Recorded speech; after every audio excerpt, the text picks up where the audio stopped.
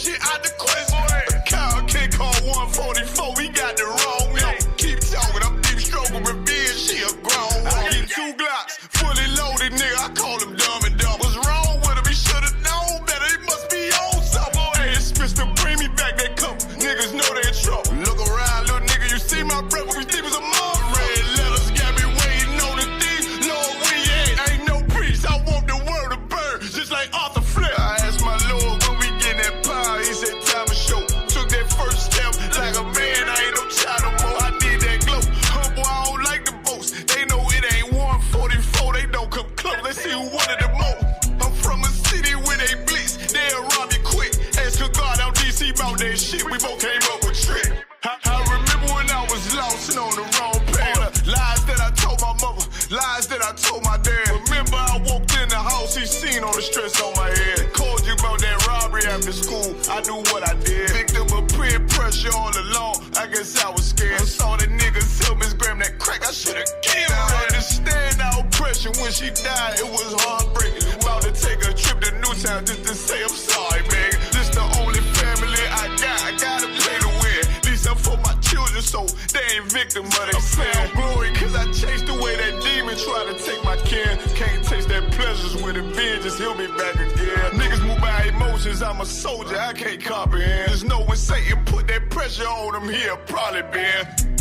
Jumped off in that water, he can hardly swim. Strap on me, to protect my people, I'm on God. I got a crazy bitch, love the crazy in me, call her Harley Quinn. Remember what you did for me back then, always a long friend. Text my nigga threw his life away, I'm in a dark place.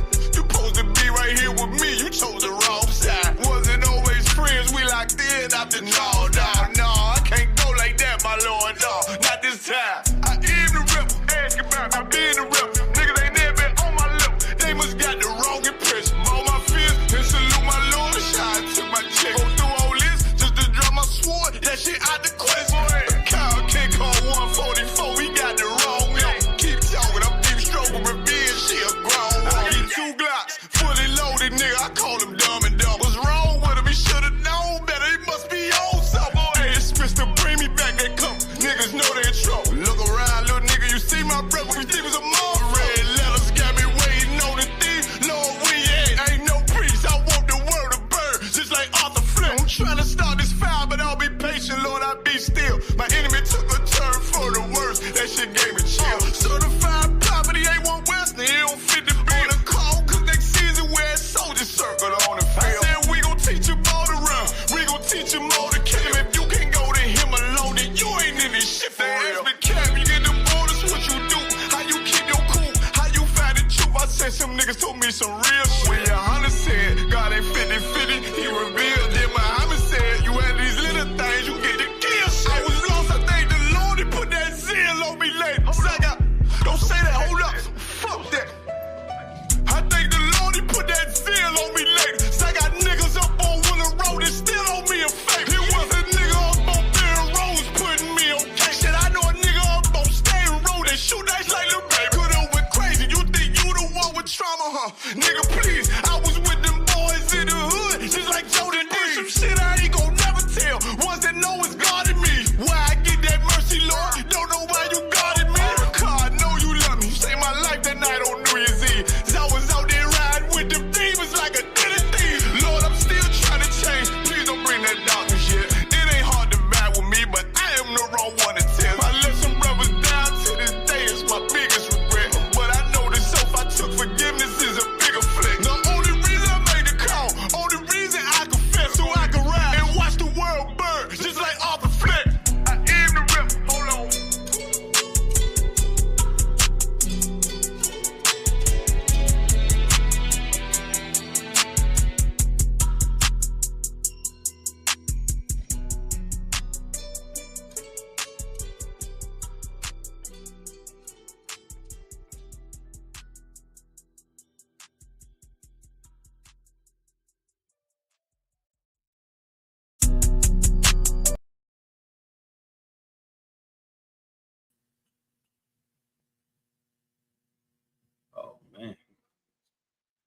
Check. We unmuted. Check. Okay, we're gonna get started here in a second. Hey, shalom, y'all. By Shema Shuk with thumb.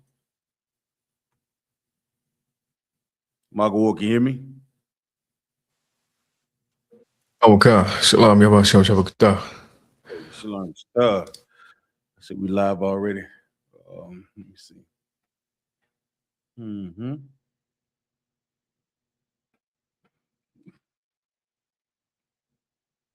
I should say she here, nobody's wife. That's Tawab. I tell you one thing, sis. Now is the best thing or the best part of learning the truth. You become brand new in the Most High.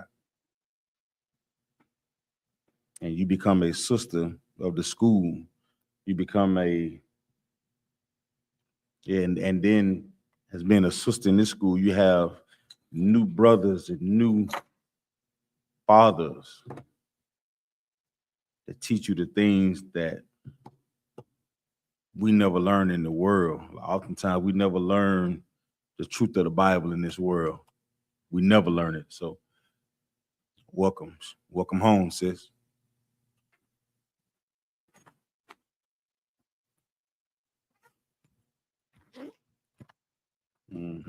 Hold tight. We're gonna get started in a minute. Let me make sure I got everything together. Like maybe we're gonna do about 10 after bunk, y'all. Y'all give me a couple minutes, then we're gonna get it started like 10 after. So go ahead and grab your notes and notebook or whatnot. Then we're gonna get started. Maybe like four more minutes. Give me about 4 more minutes. Let me get what I need real quick. You got one with this one, Melody?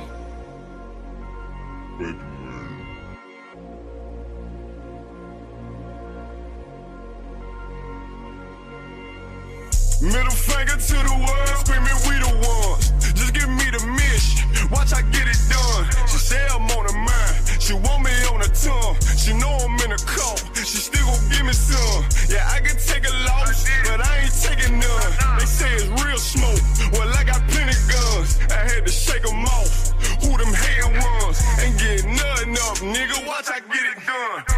The truth hurt, I know it's hard to deal with.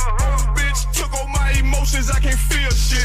You see them soldiers, they the ones I've been in the field with. I bought that black with a suppressor and a kill switch. Feel me burn, baby, burn, let's fuck the world up. I had to get it done, cause they ain't real enough. Red letter, fresh nigga, make this shit look easy. Told my mama I'ma die like this, please believe me. The real nigga check, they hating, no sweat. If he up it, I'ma blow that bitch, please believe me. Fuck the clout, money talk, tell me what you saying. She said I'm ready, daddy told her put it in my hand. The other niggas hold, that's why we in demand. It ain't no cows, no excuses, they don't understand. Soldiers posted, I'm fully loaded. I said got many wives, she said I don't give a damn. Middle finger to the world, screaming we the ones. Just give me the mission, watch I get it done. She say I'm on her mind, she want me on her tongue. She know I'm in a call, she still gon' give me some. Yeah, I can take a loss, but I ain't taking none. They say it's real smoke, well I got plenty guns. I had to shake them off, who them hating ones. Ain't getting nothing up, nigga, watch I get it done. You got one with this one, Melody?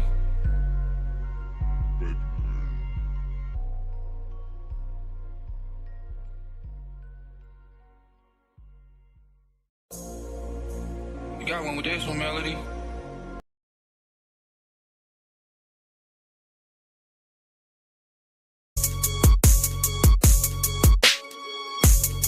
They say it's up then. And it ain't nothing to discuss then. Pillar talking with revenge, we like best friends. Just left Atlanta, now I'm in Bama on the West End. Blood on 125th, don't you know about that? I can't fall out with my niggas, where they do that at? In position for that power, I can't get it back. I got that on me now, we don't play like that. Look, don't do me no favor, send my paper to the bank. Can't stand a hoe, thirsty bitch, can't get shit to drink. Think that backbiting, this and shit is cool until it ain't. Red devil dog, can he get a crumb? No, it can't. Train killer boy, try to keep it humble, but don't tempt me. Know they do not like me, but they better keep it friendly. Ain't going out like Diddy. Got a whole lot of soldiers, whole lot of guns, nigga. We ain't fitting in no Bentley. Try to talk it out, but I really think we passed that. He ain't got that zeal, he can send that shit on Cash App. Show that nose high in the air, cause I ass fat. Listen, bitch. friends. Fuck that pussy, I won't pile. They say it's up then. And it ain't nothing to discuss then. Pillow talking with revenge, we like best friends. Just left Atlanta, now I'm in Bama on the West End. Blood on 125th, don't you know about that? I can't fall out with my niggas, where they do that at? In position for that pile, I can't get it back. I got that shit on me now, we don't play like that. If the nigga cross the line, he must want me to step a son. Running hard, moving it on up like George Jefferson. You got the bag, yes indeed, got the whole recipe. Got the bitch begging please, courses like the referee. Nigga think I'm tripping about that shit, now they out. Niggas couldn't keep it true around this bitch, and I'm a paw. Hold on, let me get the scoop on this nigga, think he flow. Hey, I'm lowering it down. Most High in Christ, clap it up. Hey, the water up. Most High in Christ. Shalom, Yahweh by Hashem, Yahweh Shabbat thumb to the Akim, the brothers. Yahweh Shamar, the thumb by Hashem, Yahweh side to the sisters. I'm preaching officer of 5,000. Zion Yahweh coming out of Fayetteville, North Carolina. Representing the I.S.U.P.K under Commander Junior Hunter, having the Captain Nayathaq. Man, it's such a glorious day that we live in this day and age. And I think about how many brothers and sisters that are exposed to this truth, you understand? How many of us have access to knowing who you are? You take it back 10 to 15 years, a lot of us would still be struggling with just understanding that Christ was a black man. That descended from the tribe of Judah, you understand? In 2026, with all the technologies that's in the earth, you have no excuse to be ignorant, you understand? Your ignorance is based on what you want to know. Our ignorance is based on just what you want to know. Instead of you Googling how to get a man with these dance moves, Google who is Christ. How do I change my life? Instead of you Googling how to become a high value man, how about you Google like who are the 12 tribes of the nation of Israel? Those are the things we have to change. We talk about our moral compass and changing our daily way of life, man, our daily way of living. I see the topic that they came up, that the brothers that I can come up with. What's that? What's the topic over there, Margo? What's the topic that you got on the flyer, brother? You don't mind? Okay. The topic is, how can the city of Durham escape death? Con. So Captain Nayathaq gonna be dropping something heavy on it. So we not only say the city of Durham, we got to say the city of Fayetteville, the city of Charlotte, you know what I'm saying, the city of Goldsboro, all the cities that are in North Carolina. Matter of fact, all the cities that our people are in. And the thing is, once everybody get this recipe, you can take this recipe and go throughout to any city, bunk, y'all. This recipe apply to every Black, Hispanic, and Native Indian community across the world. You know what I'm saying? Across the four corners of the earth. You understand? And it's going to be a righteous thing that Kevin and I thought get into tonight. And when we talk about rebuilding the communities, what normally comes to mind when you talk about restructuring a community or whatnot? You gotta use that mic right up, Bunky. That one ain't working. Yeah. What comes to mind when we talk about restructuring a community? Slugger, sir, can you hear me in Durham, sir? Con, I can hear you loud and clear. The water. Come on, I was just testing the audio. Slugger. Say again.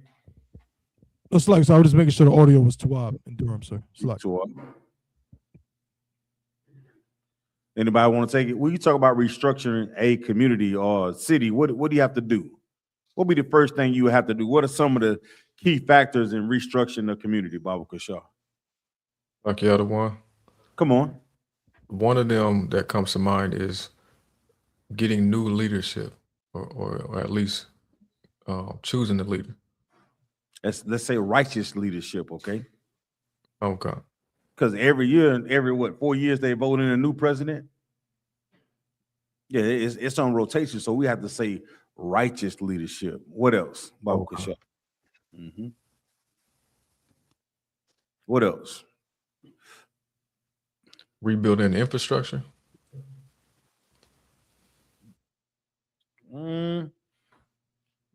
Allah. the infrastructure is good, right? Infrastructure is the things that the community uses, you know what I'm saying, for its transportation, bridges, roads, all those things are good. But I'm talking about when we talk about changing and saving a people, saving our community, what has to be when you talk about restructuring? What you said the first one, right? You said righteous leadership. What else? Come on, Buck, y'all. So like if I may, I mean, we would want to identify what are the issues that are affecting our community. What's holding us back from being able to progress and to be productive and to strive and grow. Con, I like that one. But strive and grow. But what is? Give me one word to kind of surmise all of it, Bob Shaw. Give me one word.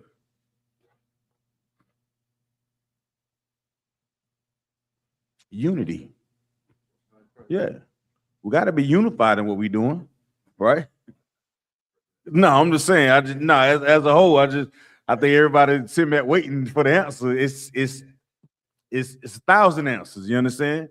So we talk about righteous leadership, unity, discipline, economic cooperation, and hope. We are hopeless people. You understand? And above all things, we have to have one power. We talk about the destruction of our communities, man, and the religions that come in and rob us, and they take everything out of our community, and they give nothing back. You understand that you're an Israelite, so-called black, Hispanic, Native, and you the 12 tribes, nations of Israel. That's a particular way of life that you have to live. Instead of you going down the crazy days or follies down in Atlanta or Magic City, giving over your whole goddamn paycheck, you'll learn to restructure your life and focus on giving the Lord his 10%. You'll focus on having moral character and building your cities up to help us. You understand? Everything, oftentimes that we talk about restructuring our city, it's talking about bringing something in. Our people don't think about fixing what's already there. You understand? You talking about restructuring the city, you talking about, oh, we need a new Kmart.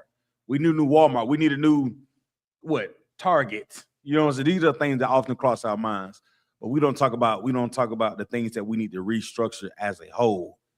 Like, where do we go so we can sit down and eat safely?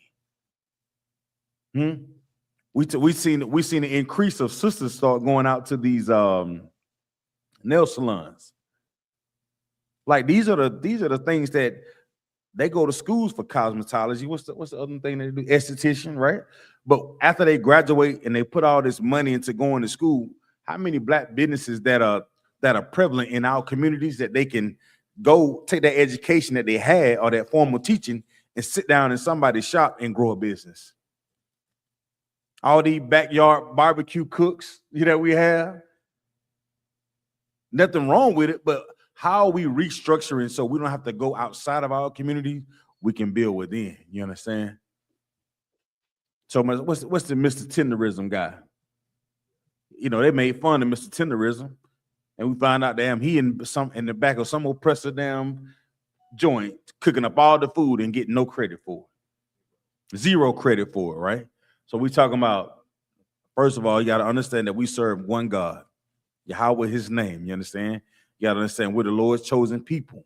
We need righteous leadership. We need unity. We need discipline. And we need some real hope, man. Because without hope and understanding that things can change your life, you'd be less inclined to fight for anything. It's so easy, right? Let me get the book of Isaiah 58 and 12, Baba Kashaw. Okay. Let me get that with you. We want to start all right.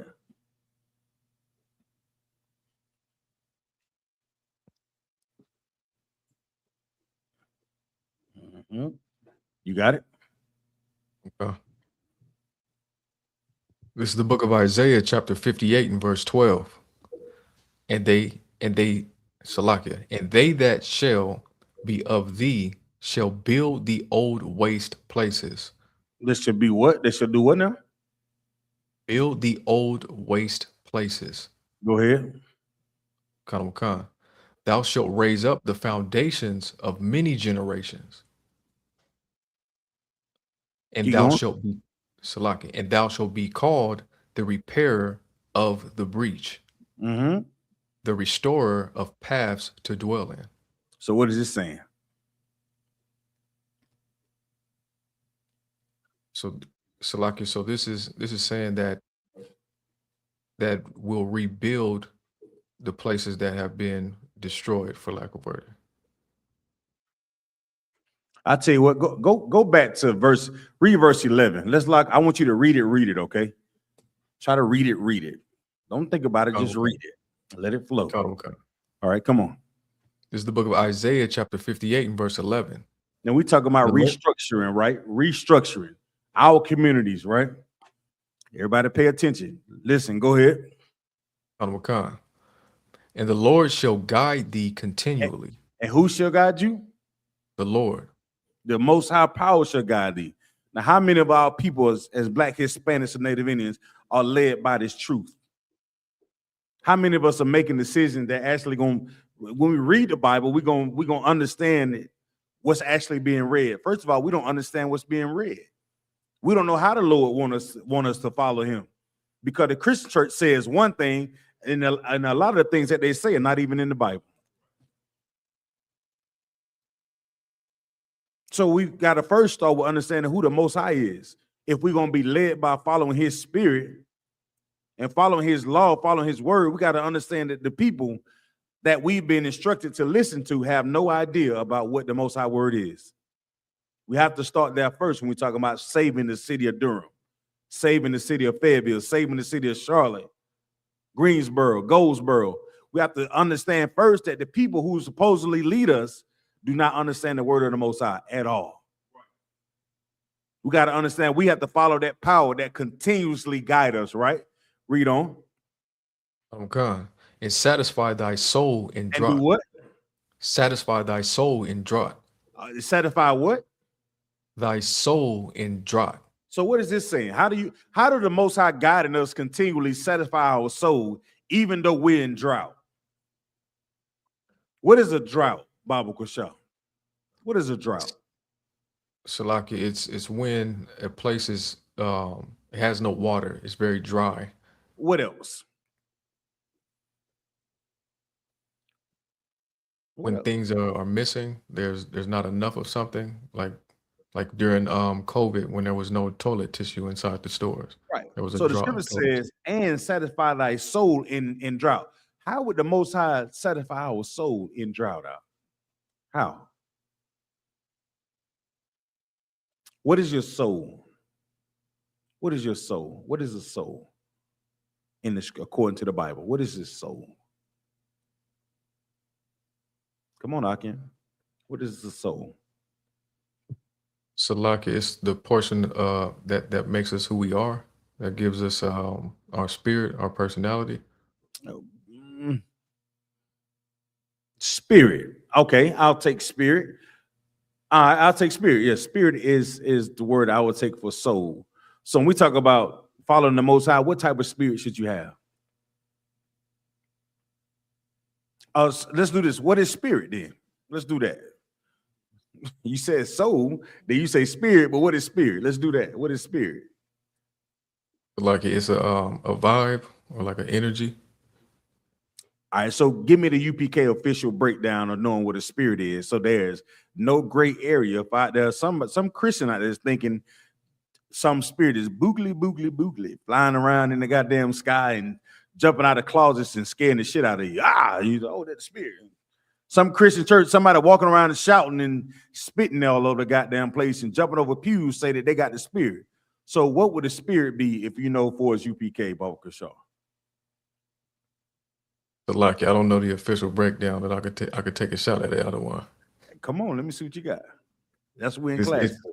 Because check this out. The reason why I'm asking you, because it's not just you. I think about everything that we talk about in these classes. Think about this is for all our people. The places that we're in and the things you're learning, I was just like you. I walked through the doors, and every day I came prepared. I was green as a blade of grass. I came in with my pen and my paper and my Zondervan and my dictionary, and I sat down and shut my goddamn mouth because I knew I didn't know a damn thing. I knew all the good deeds that I thought I had done, they didn't mean anything. But now I know I have to follow the Lord continuously So he can feed my soul, even though I was in a drought. So we talk about the spirit. What is the spirit? You said vibe. Now how we break that thing down so everybody will understand the vibe of the Most High? What is that vibe? Salakia, one word I would say an emotion, how something makes you feel. Okay, something that you feel. You ever heard of Like, the sir, term? Come on, Tabu One. would it be the law, statutes, and commandments, sir? Would it be what? Would it be the law, statutes, and commandments in the sense that, you know, a spirit is a vibe. It's a physical manifestation of something that you can't see, but you see it manifested in something that takes place. For example, we always use the example of, oh, they got school spirit. If someone has school spirit for Fayetteville State, they're gonna be wearing them Fayetteville State colors. They're gonna be, you know, cheering and excited and doing everything that Fayetteville State is all about. So if you just cut yourself. You know what you said in the beginning, right? You say you can't see it. Mm-hmm. Right. So what you also said, so that means you should be able to see the spirit of the Lord on you. Right? Kind of that's what I was saying, sir. It's like I might have minced my words a little bit. Like I know you two are. Now break it down. So like you said, team spirit. Break it down so we all can see it. So there's no misconception about what the spirit is, Balkashaw. You own it, but when you say team spirit, how do you show the team spirit, Balkashaw? You so if I'm a Knick fan, there you go. You know, right now, somehow I knew you was gonna say that. You could have said anything. You could have said, look, you could have said a Cardinals fan, Cowboys fan. Somehow I knew you were gonna say Knicks fan. Right. You could have said Jamaican soccer football team. You didn't say that. I could have, sir. Okay, all right. I'm gonna leave you alone, Top One. Salakia out of one. Captain Nayathaq is calling me. Salakia out of one. All right, and with that, we're gonna turn the class over. I don't know if he's ready, sir. Go ahead. He ready? Oh, he calling. All right, so go ahead. I guess we're gonna go ahead and get it in. So, Michael Ward, give me, when that say team spirit, what does that mean?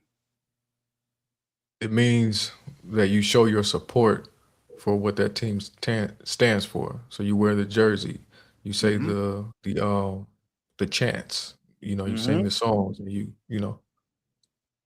What else? So when you say you represent, you got the Most High spirit, or your soul representing the Most High. How are you showing that, Baba Kishar? What are you doing to show the spirit that you have? Okay.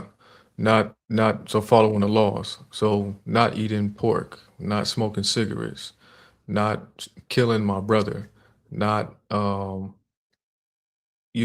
doing anything that's unlawful according to the Most. This is one thing that we have to do now that we know this truth. We have to become a fanatic for this truth, Father. Hey, Alexa. Come on. Define fanatic. As a noun, fanatic is usually defined as a person with an extreme and uncritical enthusiasm or zeal, as in religion or politics. As an adjective, fanatic is usually defined as fanatical, motivated, or characterized by an extreme, uncritical enthusiasm or zeal, as in religion or politics. Alexa, stop. That's what we have to become when we serve the Lord. You can't serve the Lord and be dry. You gotta have some enthusiasm about when you're doing the work of the Lord. You gotta have a zeal. You ever heard that word, Michael Ward? Hey, It's like Sir Cap's ready. Most High in Christ. And with that, I'm gonna turn the class over to Captain of 13,000. Captain Nayathaq Ben Yummy. Y'all clap it up.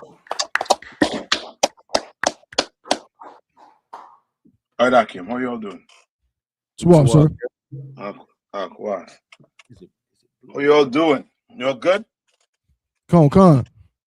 Top one, did they come up with it? Did they name the brother? Did they give the brother a name? Con, sir. I think I saw it. Let's see if I have it right here.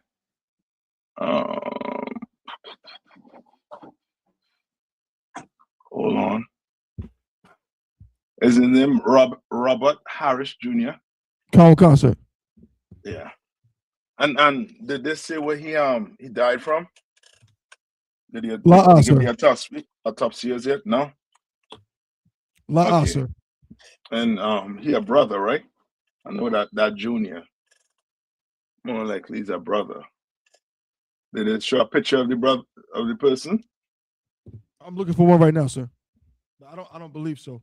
Let me see if I can find one.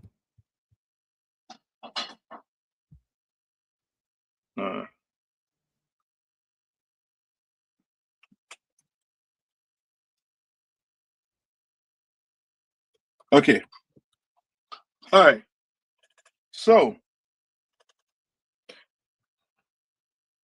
what are we willing to do? The question is, what are we willing to do so that Blacks, Hispanics, and First Nation people don't continue to be unalive? You understand? In America or in this entire earth. What are we willing to do? First, give me Job 9 and 24. And the first step is this. We're going to have to recognize something. Right? And I'll liken it to the sports because people understand sport. Right? What did the Knicks have to recognize or understand to win the championship? What they had to recognize?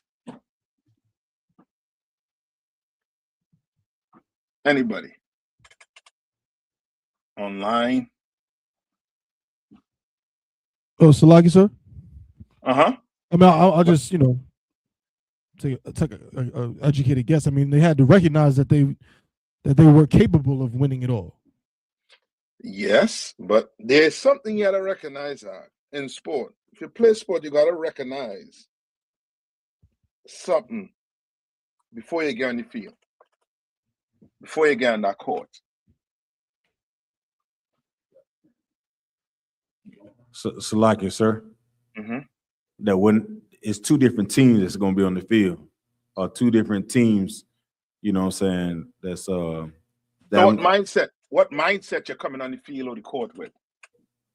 Oh, war, sir. Yeah, that's my enemy. Yeah, that's the enemy. Come. For the next, for football, right? Or what you all call soccer, for the next 90 minutes, you're my enemy. All right. And I'm going to have to do what? Do everything within myself to what? To try and win. You understand? Mm-hmm. I can't say I'm going to share this championship or I'm going to share this game, this spoil in this game. With the other team.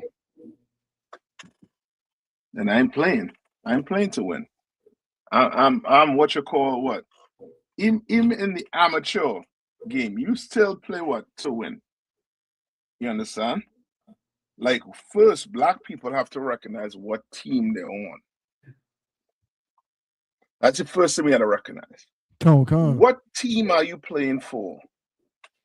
What team is your mayor playing for? Is the mayor on your team?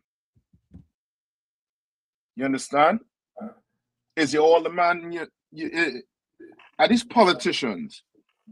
Who you voted for to represent you? Are they on your team? And what qualifies them to even be on your team? What qualifies them to be on your team? You know, ask yourself this. Who have Job? Michael, you still with me, right? Reading wise. Go to Job 9 and 24. Okay. Mm-hmm. This is the book of Job, chapter 9 and verse 24. Mm-hmm. The earth is given into the hand of the wicked. The what? The earth is given into the hand of the wicked. You're going to have to understand this. The earth that we on right now is what? Is given into the hand of the wicked. So when you see things like this happening to our brothers and sisters, know that what? The earth is what? Given into the hands of the wicked. Come. You can't expect a wicked man to do something that is what?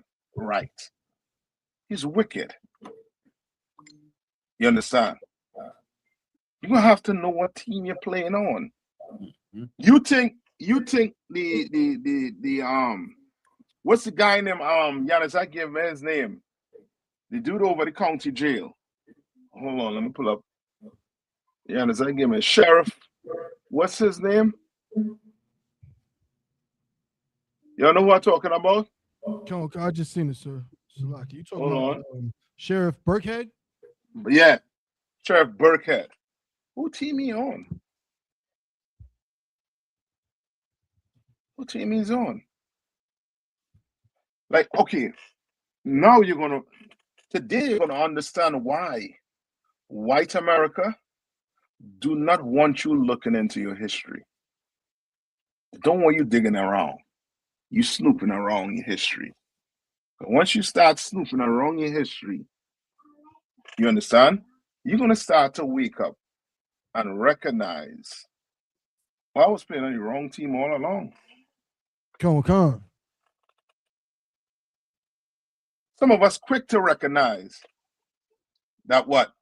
The police, they're not on your team. And I hope you understand drug dealers are not on your team too. That's right. They're not on your team. The police working for white America and the drug dealer working for white America. And they want to know the worst of them all. Guess who's the worst of them all? Let me see if you're all with me tonight. Like, this person is worse than a drug dealer. Salaki, sir. Lucky. Come on. No, go ahead, sir. Lucky. I was going to say the Christian pastor, sir. Yeah, the Christian church. Why?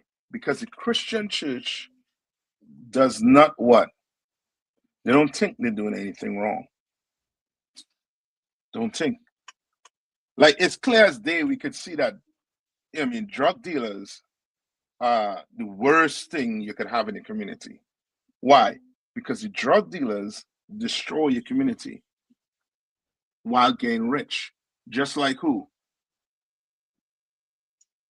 Christian pastor. Just like who? The Christian pastor. Just like who again? The Christian pastor. Your Christian pastor, there's another P with it too. Your politician. Come. Just like your mayor. You think your mayor working for you. All these programs they're having for you. You understand?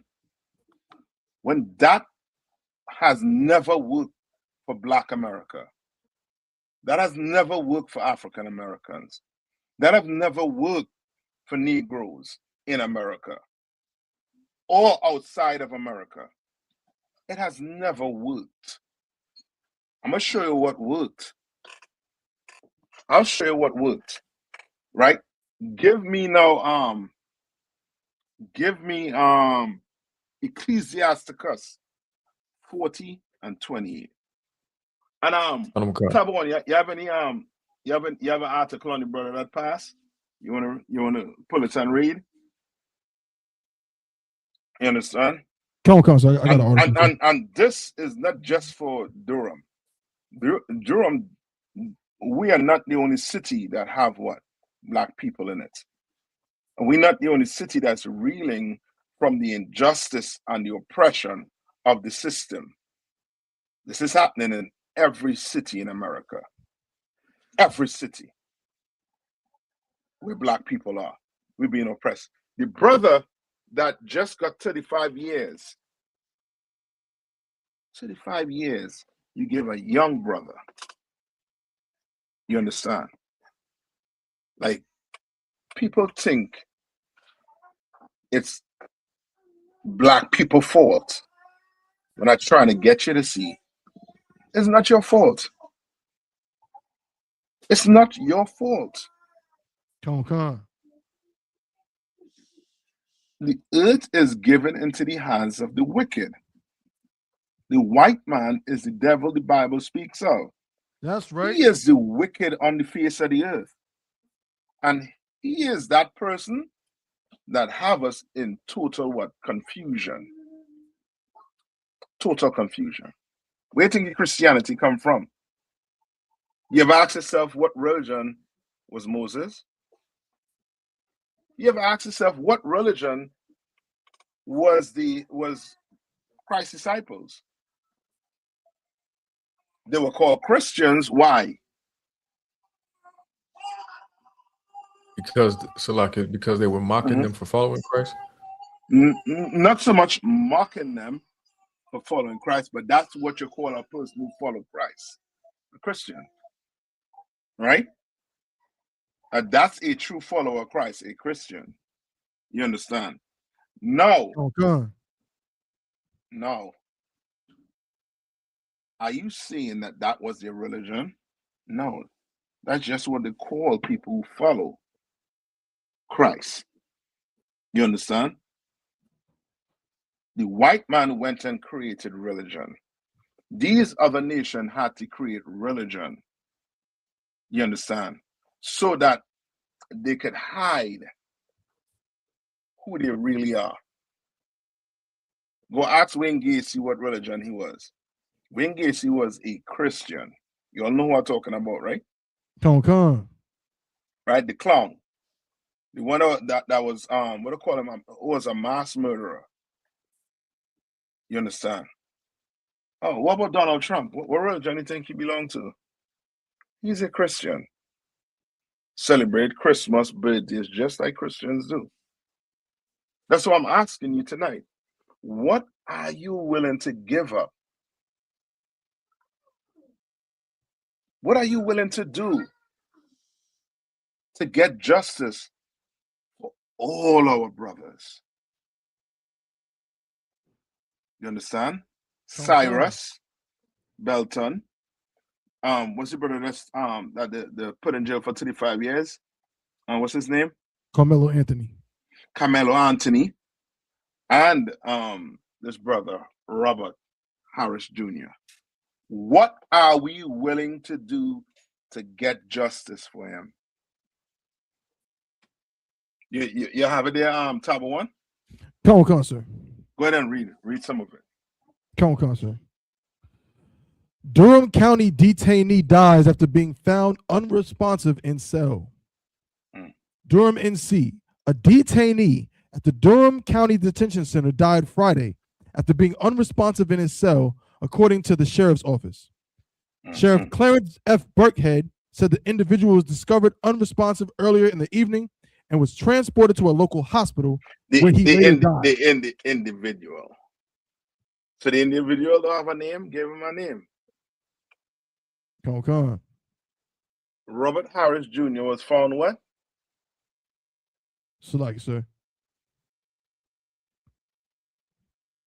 Uh-huh. Unresponsive earlier in the evening and was transported to a local hospital where he later died. Monday. He later died. So he found unresponsive in a cell. Which means they're doing what with those people when they lock them up? They're being treated what? Salaki, sir. Come on. I would say that they don't check on them. They treat them like animals. You treat them like animals. Like you just take a straight dog off the street and put it in some kennel. You understand? Come on. If I could, I have a little bit of information on why this is sparking outrage. Come on. With that specific detention center. If you just look up conditions at the Durham County Detention Center, it says they are marked by severe staffing shortages, aging infrastructure, and escalating safety concerns. With approximately 36% of correctional positions vacant, officers supervise up to 50 detainees at a time, frequently resulting in restricted inmate out of cell time, suspended recreation, and concerning health incidents. Oh, so they're making excuses. Where do you want all that money? Right. All the money. I think they had a proposal to build a bike in a bike what do you call it? A bike trail on the street. Bike lane, come on. A bike lane. Check out how much does that bike lane cost?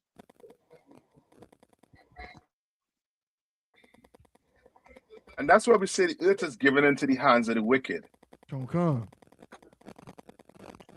Like these people have been treating us cruel, inhumane.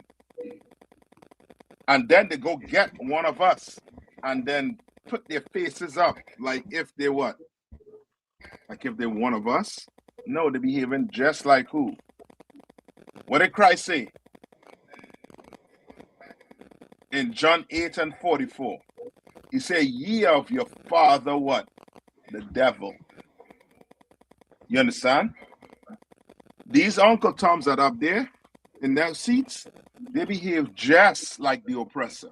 That's right. Commander General YAHANNA have better officers than you. That's You understand? If we were running that prison, that brother would have been alive. So like you said, Commander General have better officers than you. Come on. Just quickly, pause, piggyback on what you're saying. You can. It's one of those things. They're keeping it very hush hush. I know Officer Yanazar did extensive research. They've been, with the situation, and they've redacted so many statements in different reports to try to, not really say what's going on. But the people are talking, and there's so many rumors swirling around about the conditions in that prison, that jail. They're saying they have no AC in there.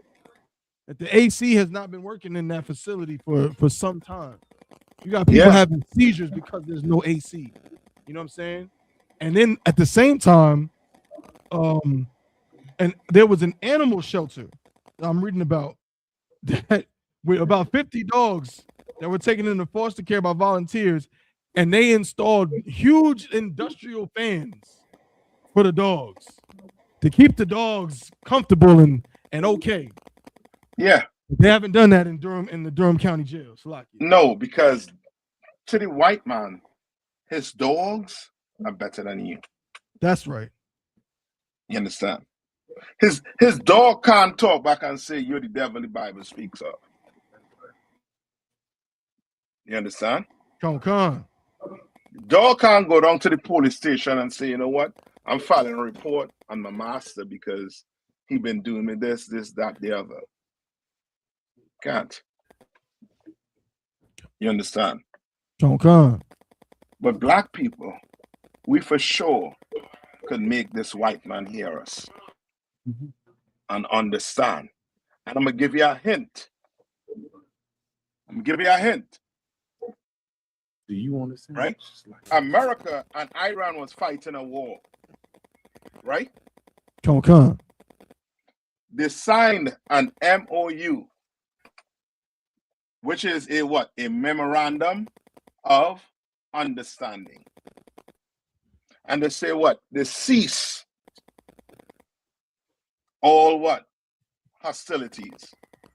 Meaning Iran is not going to fire on America. America is not going to fire on Iran. Why? What stopped it?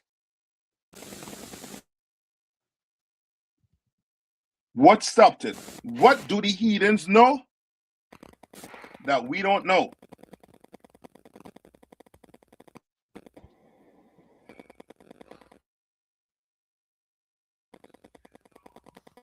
What do these heathens know that we don't know?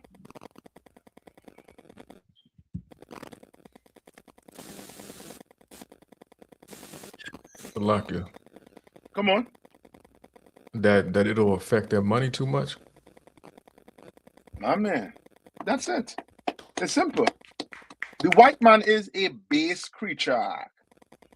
It ain't rocket science.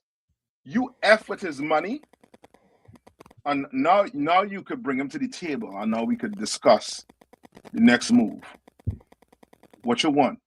Why you think China could be communist? You understand? And being in news with America, going back and forth with America, and still have Chinese people across here owning restaurants, running Chinatown. Why? Because they know. They understand the white man. They understand him real good. We don't. We don't understand him.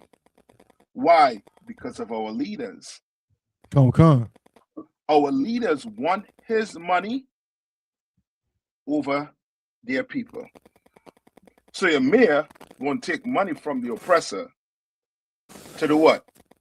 What will the mayor do when he takes money from the oppressor? What would he have to do?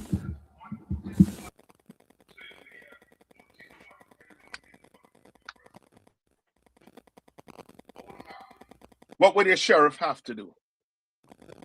What will the police officer have to do when he get pays from the so-called oppressor? It's like, sir. Come on. I mean, he would have to, support his agendas. Yes, simple. You will support whoever is giving you what? Money. Wherever your money coming from. Mm-hmm. So your mayor, he's not getting money from where? Give me some of the names of the hoods in Durham. Just like, so you said McDougal Terrace. Cornwallis, Bragtown. He's not getting money from them. He is giving money to them. He's not getting money from them. Right. Come. So what agenda would he have to put in place to stop what? The crime? No. What is more important to him is legislating for them to have a what? How much your bike lane cost? I'll look it up, sir.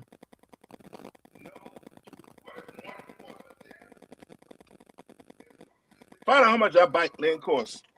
I'm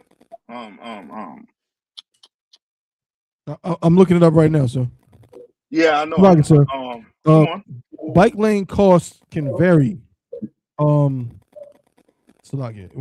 Based on the complexity of the design, but ranging from $5,000 per mile for simply painted striping, up to $1 million per mile for permanent protected cycle tracks involving concrete work or new structural foundation. Tab one. Look up Raleigh or North Carolina. I forget which one. It's either Raleigh or Durham. One of them. It'll have the course. The 2026 Durham Bike and Walk Lane. Mm-hmm. Slovakia. I see it. I'm looking for the cost. But let's say this. They are more interested in a bike lane. For who? Slovakia, if I could, sir. Come on. Okay, so I found the funding. Uh-huh. The design project is city and grant funded through the capital improvements plan and Bike Durham with a total budget of $560,000. So you tell me that can go towards the trying to hire more people to take care of this prison or this jail, this detention center? Sir, because I think if I could, sir. Mm-hmm. I believe where you're going with it is because the bike lane is going to attract some nice Caucasian young engineers, lawyers, and so on. Because that's like the race right now. Everyone's gentrifying to make their city look more appealing to these type of folks. Yes. So because they know that these people bring in money, they bring in Starbucks, Panera Bread, and so on. So that's who they're trying to appeal to. They don't care about niggas in the jail cell dying, slacking for my language, or people in the projects living in squalor. They don't care about that. They don't. So what should we do? Should we go there and protest? No justice, no peace? How long we been doing that no justice, no peace march? Good night. Right? No, that ain't work. We should go get guns. That'll work. I know we think short term. All right? We can't take short term. We go get guns. Where we get any bullets from? Hold up. Where we get any guns from? The oppressor, sir. No. I'm talking to black people who say, enough of this all this talking. Let's get guns. Okay. I'm asking you, where we get any guns from? Okay. Lucky. Go ahead. We get them from the oppressor. Okay. You are answering the question. I'm being sarcastic. And the reason why I'm being sarcastic is black people don't own no gun factory. Right. That's right. You think it's by coincidence that we don't own a gun factory? You think it's by coincidence we don't own a big company making what? Rockets and ammo? You think it's by how many of you think it's by coincidence? It ain't by coincidence, it's by design. Right. It's by design. You understand? It's by design. Just like it's by design that the Crips and the Blood fight and kill each other. It's by design. What are we unaliving each other for? What are we unaliving? When you really boil it down, what are we unaliving each other for? For power? Well, the oppressor, he have all the power. We could fight for this block. You could kill my cousin for this block. And I could come and ride back and unalive your cousin. But guess who owned the corner still? With the white man. That's right. We don't own no corners. You fighting for, you know what it is? It's like fighting for a needle in a haystack. Who gonna win? Who gonna find it? By the time we find it, we might as well throw the towel in. Ain't nobody gonna be alive. And black people think it's by design. It's not by design, but it is by design. Why one is red, one is blue? Look at the colors of the flag of America. Sit down and ask yourself.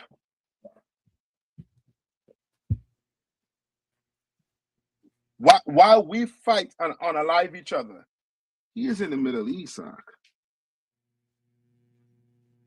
trying to gobble up the world. And the Lord is trying to slow him down so black people can wake up and realize we better join the Negro team. You understand? We better join our team. Give me Ecclesiasticus 40 and 28. Okay. The Bible is the only book black people should be reading from. I'm going to say only should be reading from, meaning that's your constitution. You trying to be American. You think I'm going to come here and give you some political solution to the matter. There's no political solution to the matter. There's none. If you're trying to fight it politically, then we have not learned anything from the past 50 or 100 years.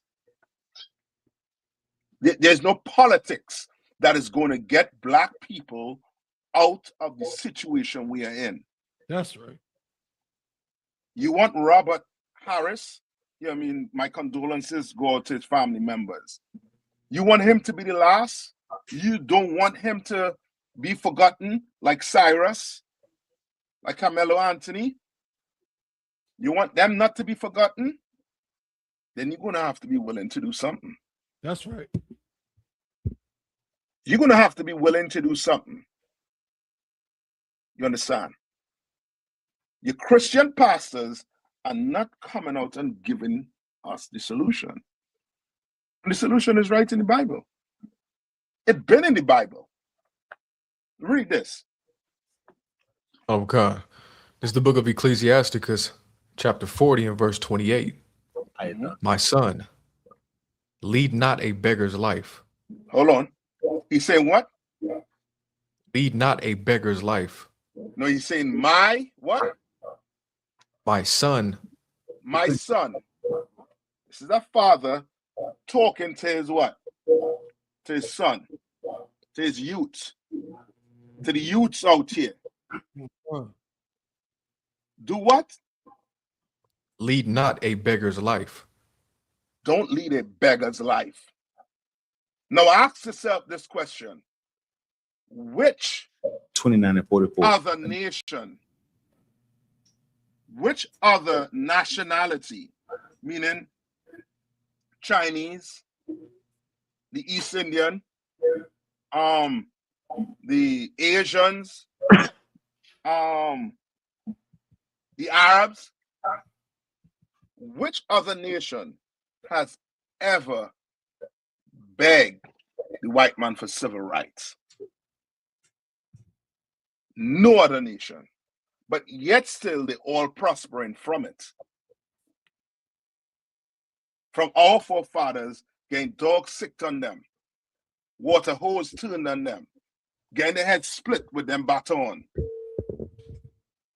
But every other nation was able to do what? To profit from it. The civil rights movement was the worst thing that black people could have ever did in this place. That's right. And I'm not saying it alone.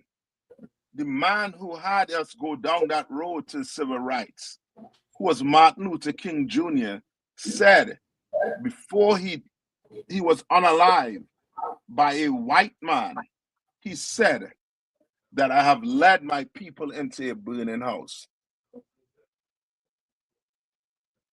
You understand? Martin Luther King said that. Why would he have said it? Why? Because he saw that what? Being kind to white people. You understand? Catering to white people did not help us. It made things worse for black people. Made it worse for us as a nation. You understand? America has been dehumanizing black people for over 100 years. Hundreds of years. They claim to let us out of slavery, but we don't see. By the end of tonight, you would see what's the problem and the solution. Come. Read on. Okay. For better it is to die than to beg. For better it is to what? Die than to beg. He's saying what? It's better for you to die than to what? Beg. Like we should not have march, no justice, no peace. I'm going to tell you what you should have done. And I'm going to show you it in history. Your recent history. Most of us grew up and born in Durham and don't know the history of Durham because the schools neglect to teach you about your history in Durham. And Durham is just a small community of black people compared to the larger black people. You understand? Come on. And right in the city, whatever is going on in the city, I guarantee you, if you go to Chicago, you'll see the same thing. Come. I guarantee you, if you go to New York, you're going to see the same thing. You're going to hear stories.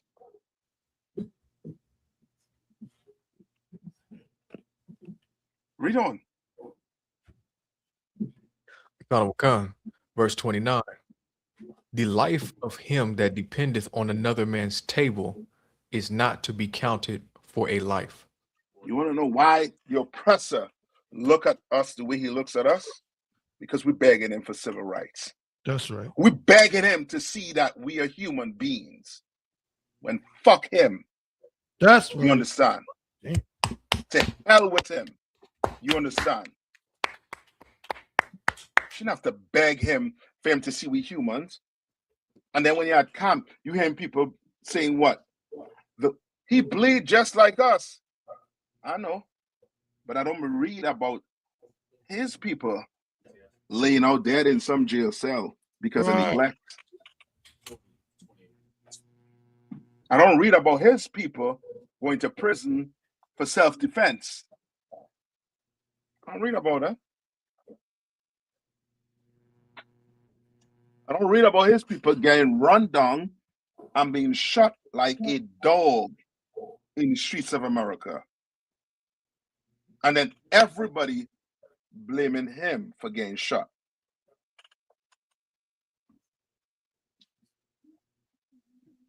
You understand? Read on. Come on.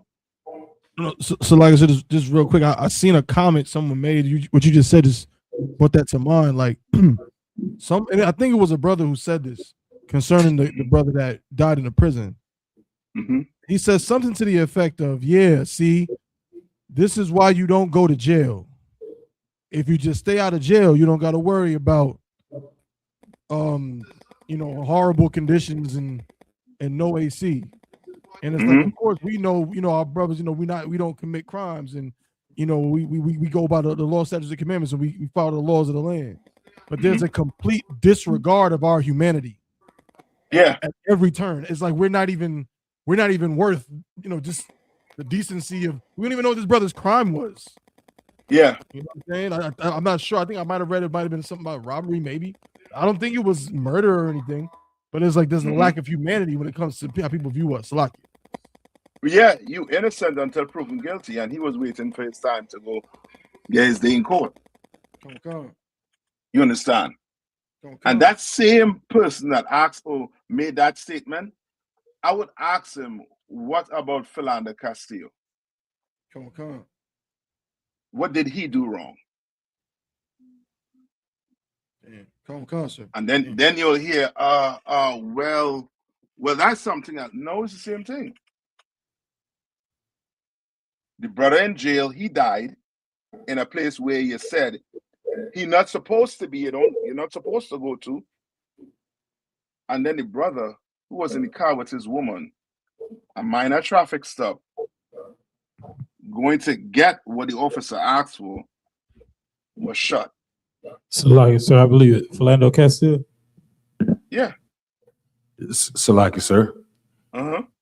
We can talk about Trayvon Martin, Tamir Rice. You can say Emmett Till. Yeah. Emmett Till, the woman that caused him to die before she died, she confessed it. Like black men or black women who make statements like that, their eyes are not open. And they don't understand that this earth is run by wicked people. That's right. Like we still giving the white man the benefit of the doubt after 400 years. And that's 1 minute. That's where you have to blame the pastors and the leaders. Go ahead. I was gonna say, when you're making statements like that, it's just another excuse for you to love the oppressor. Yeah, that's exactly it. That's exactly it. That's like us when we was in Egypt and Moses went up the mountain and was speaking with the Lord up there. And the people were thinking about what? Going back to Pharaoh. Going back to Egypt. You understand? Taba one. Or Zion. Zion, look this up for me. Come on, okay. Look up what did George Washington and his men have to sacrifice to get America. Look up that for me.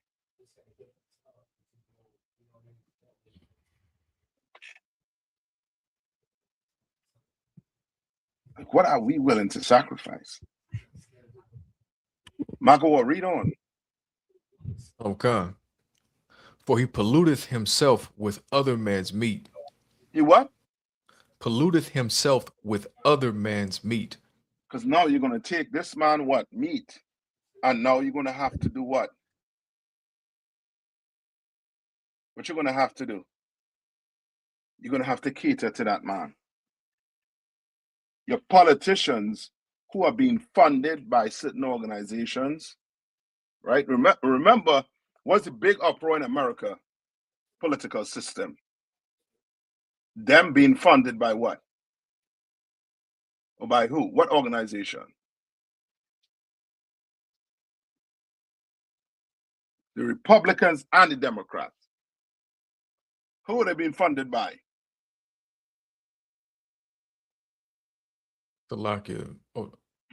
Billionaires? Yeah, but there's an organization that said they came out that was funding and was paying millions of dollars. SHALAM. Come on. I.S.U.P.K. I.S.U.P.K. Common Council. Right? That's why you were seeing many of them coming out in defense of who? Israel. Yeah, they were defending Israel. They were saying that they have the right to what? Defend themselves, even though they're committing a what? Genocide, sir. Yeah. Even though they were committing a genocide, they have the right to defend themselves. That's what the politicians were coming out and saying. Why? Because they were being funded, you understand, by I.S.U.P.K. You understand? And I.S.U.P.K. is in bed with who? Israel. You understand? Like when black people wake up to the game that they're playing, like it's going to be a revelation. That's why you should come into the U.P.K. Come into the Israelite School of Universal Practical Knowledge so that you can wake up and recognize who your enemy is. Recognize the game your enemy playing on you. And recognize that the man down the block, you understand, that have a red handkerchief or a red bandana around his neck, he's your brother before that bandana. You understand? A brother with that blue bandana, he is your brother before any color. Understand that. And the oppressor, he understands it when it comes to what? To money. You think all of them Democrats, you think they're together with the Republicans? One is what? Liberal. The other is what? Conservative. But what they're together on? What they have a proper understanding about? Salaki, sir. Come on. Making sure that they are above us. Yeah. Hating us. Being racist against us. Where's the white Democrat coming out and saying what?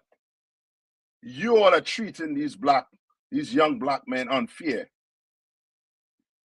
Carmelo Anthony should have never been sent to prison. Should have never been sent to prison. Where's your Democrats? Where's your white Democrats? They know how these white men behave. They know how the white kids behave. They know.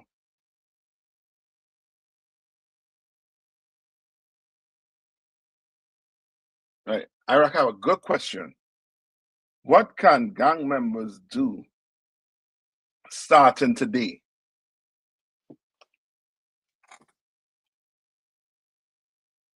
Well, stay a little longer. I'm going to tell you what you're going to have to do. This class is for you, brothers and sisters out there. This class is for you. Right? Read on, Magawa. And Zion, you're from where I asked for? Come on, Khan. Bunky, y'all on it, sir. Let me know when you find it, right? Come on. We ready, sir. We ready. Ready? Come on. Salakia, sir, you asked the question, what did George Washington and his men have to give up for America? Have And to Google- sacrifice. Go ahead. It says George Washington and his men gave up their personal comforts, financial livelihoods, health, and absolute power to secure American independence. They endured years of starvation, disease, and mutinous conditions while Washington himself refused absolute military dictatorship and voluntarily surrendered supreme power twice to ensure a democratic republic. You understand that? Like, they had to sacrifice something. What are we going to sacrifice? So that our brothers don't lay dying in some prison. So that our brothers don't get run down by some Asian and be all alive like some dog in the street. What are we willing to do? What are we willing to do?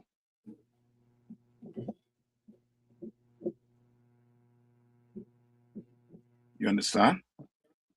What are we willing to do today? The question, Iraq. What are we willing to do today? Right? Any more, Margot? Okay.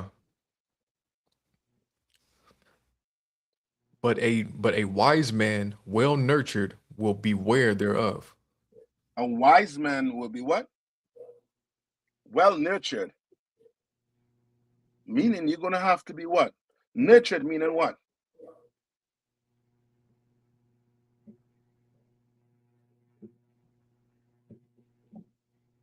Meaning what? Look up nurtured. A wise man well nurtured. Read it one more time. A wise man well nurtured what? Come, but a wise man well nurtured will beware thereof. Will beware. Beware of what? He will beware of taking from another man's table to end up having to do what that man wants him to do, to be subject to him. Yes. He'll beware of who he begs. You understand? Because in our law, we provide for what? Poor people. You understand? So a poor man don't have to go sell his soul to some other nation just to what? Eat. You understand? What we're going to have to do today, Akim? What did some of you all did? Because people see us and think what? We just what? We just roll off we bed and fall into the Israelites with some practical knowledge. No. Most of us was drug dealers. You understand? Drug addicts. But we had to do something. What did we have to do? Some of us was in gangs before. What did we have to do?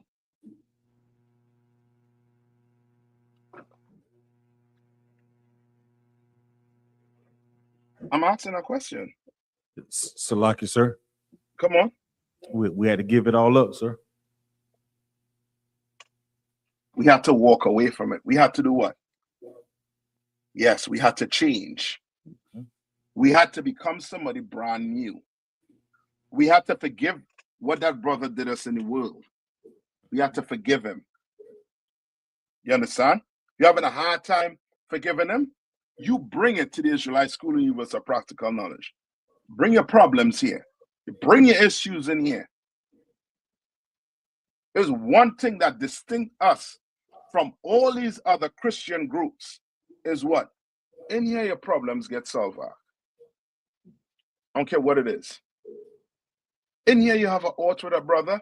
Oh, that get sought after. That get dealt with. And nobody has to what? Nobody what? Salakia, sir. Uh-huh. Nobody have to be unalive. Yeah, nobody dies. Nobody dies in here.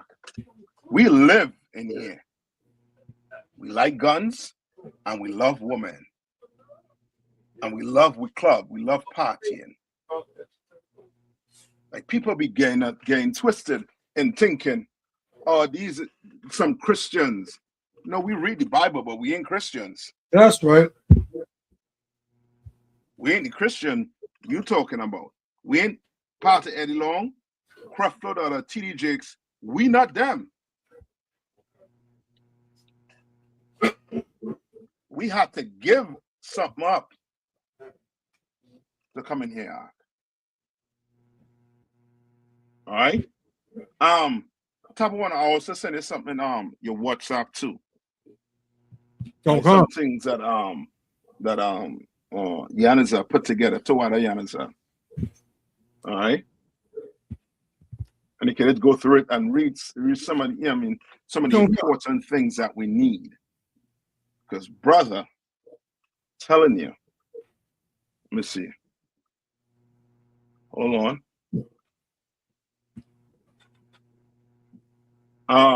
Marco will go to Romans 12:2. Okay. Right, you want to know what you have to do? I'm gonna tell you what you have to do today. Starting today. Like, come on. This is the book of Romans chapter 12 and verse 2. And be not conformed to this world. Be what? Be not conformed to this world. If you're in a gang, you are conformed to this world. You're conformed to this world. America, military, just a big gang. How you know? What they did to Venezuela, what they did to Libya. But they are on a large scale, made it look like a what? Like they were going there for what? Because they have the media behind them. They can lie. They can make up stuff. But you, being in the corner, you don't have the media behind you. So they'll label you as a what? A gang. Just so that they could do what? They will label you a gang just to do what to you? Let me see. Come on. So that they can lock you up? Yeah, put you in jail when they commit a crime. And now, what's that? What they try to hold Young Thug with? So like your Rico? Rico. How we could get away from all this Rico? How we could get away from all this gang activity? What we have to do today? Read. We have to do what? Read. But be ye transformed by the renewing of your mind. No, read it from the top. This is the book of Romans chapter 12 and verse 2. And be not conformed to this world. We can't conform to this world. We cannot. We cannot. You can't tell me you're a big entrepreneur and you're a drug dealer. Right. You're destroying the community. You understand? You're doing it. You're destroying the community. You understand? Okay. And that's one thing we don't think about. We don't think about one day when the oppressor, because the day is coming when the oppressor will no longer be able to have his foot on our neck. and we'll be able to govern ourselves. You think you'll still be selling drugs to your people? Wow. Oh, okay. Most of us know that drug dealing is the worst thing that could happen to the community. Worse.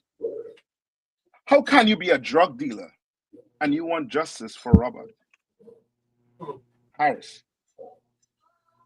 How can you be a drug addict and want justice for Harris? How can you be part of the LGBT community and want justice for Harris? How that's going to go? You recognize we have been depending on the white man to give us justice, and that has not worked. So maybe we have to talk to a higher power to give us justice. Well, that higher power does not want us to conform to this world. He don't want us being homosexuals or lesbian. He don't want us eating pork, crab, shrimp, and lobster. And he definitely don't want us being murderers. You understand? So let me not forget, come on. So I got one. You guys, sir. And let me not forget, you can't be a Christian. That's right. Because we all could see drug dealing bad. We all could see being a drug addict is bad. We all could see being a homosexual is bad, according to the Bible. But we can't see being a Christian is bad. We can't see that. That's the problem. That's right. It's one of the major problems in the Black community. Without the Christian church, we would have known who the enemy was. That's right. Come on, Tabo One. So what you just bringing out is just so heavy, and it's so pertinent, and basically what you're saying, it reveals like a cognitive dissonance in our people, in the sense of we think that things can coexist because we're like used to them. So like in the hood, because you're used to a church being on every corner, and drug dealers being on every corner, and prostitutes being on every, like you're used to those things as being a part of that life.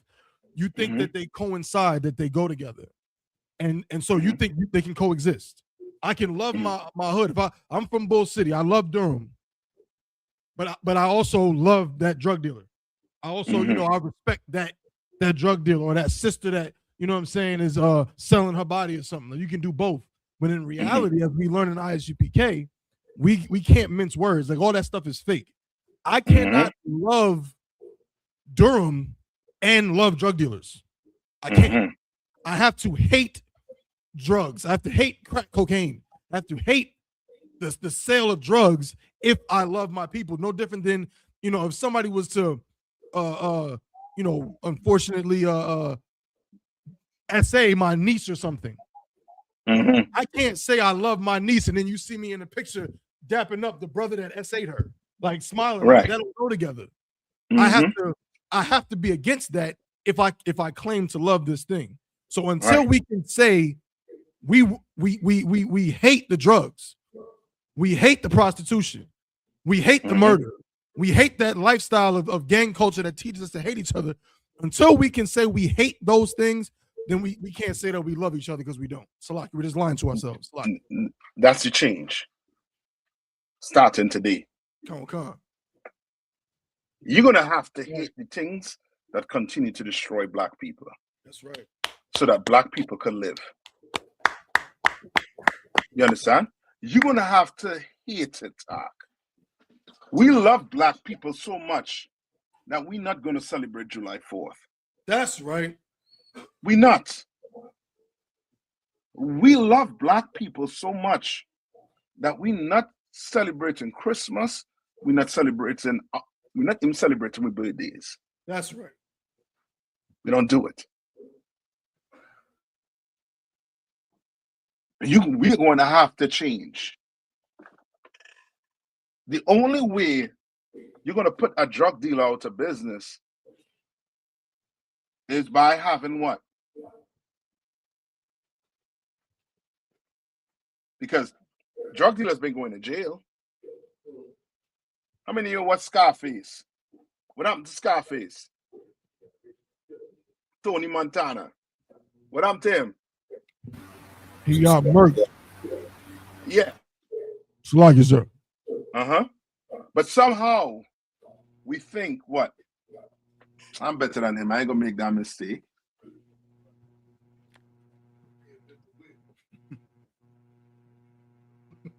Oh, God. That's why we say the white man is the devil, the Bible speaks of. Because you've been deceived into thinking you ain't gonna be making a mistake. Right. You're gonna make a mistake because it's evil and wicked, and the Lord will not stand with you on that. You want brothers to live in this place, you are going to have to do what the Lord say to do. You want a strip club to close down, you want sisters to not be strippers, then you can't go to a strip club. I hate a strip club. I will not go inside a strip club. That's right. Ever again. Ever. Because I love my sisters. That's right. And I know that's a brother-daughter that's on the stage. Right. And she's on that stage like that because somebody violated her as a child. No woman in the right mind is going to expose themselves like that. When I say in the right mind, meaning no woman that has not been violated will be on that stage like that.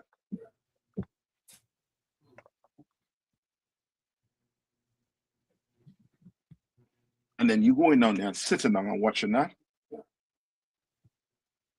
You are the problem. And you're faking about loving Robert Harris. And then you'll go Saturday will be with a placard saying no justice, no peace. And then by Saturday evening, you have a blunt in your mouth, you're sucking on a blunt. Yeah, you're getting ready to buy fireworks for July 4th. You understand? You're getting ready with the boys and them to go to the strip club. We're going to have to stop that. That's right. These men in the Israelite School of Universal Practical Knowledge, we stopped all of that. You understand? We didn't give up the guns and we didn't give up the women. You understand? We kept our guns and we kept our women. That's right. So don't tell me you can't come in here and live and be a man and enjoy life. You ain't enjoying life until you come into the Israelite School of Universal Practical Knowledge. That's right. I'd have to sleep on my bed wondering whether somebody going to kick in my door to try and unalive me because I done sells the wrong product to the wrong person. Or I done sleep with some other brother woman. I don't worry about them things. I live, go to the club, drink, have a good time. You understand? Go to the range, pop a few shots. You understand? Stay ready. So don't tell me you can't come in here and live and survive. You're going to come in here and you're going to see what it takes to love Black people. You're going to see what it takes. You're going to meet brothers and sisters who are going to look at you and say, what? You don't love us? Without even understanding what they say. Well, I hope tonight they understand this, if you're watching this. The Israelite School of Universal Practical Knowledge, under Commander General YAHANNA, we love Black people more than you love Black people. That's right. Because we were willing to give up things for Black people. How many of you Black women out there came into the sisters, came into the truth and heard you had to give up birthdays. And it was like, what? Birthdays? And you gave it up. Because you love black people. You brothers came in here and learned you can't sell drugs. You can't smoke drugs. You can't do crack. You can't do cocaine. And how many of you give it up? Give it up. You brothers came in here from gangs and learned you can't go and plot on unaliving your brother or your sister. And didn't do it. And became somebody brand new. Numerous of us. Command YAHANNA is building an army for black men to come in to defend black men.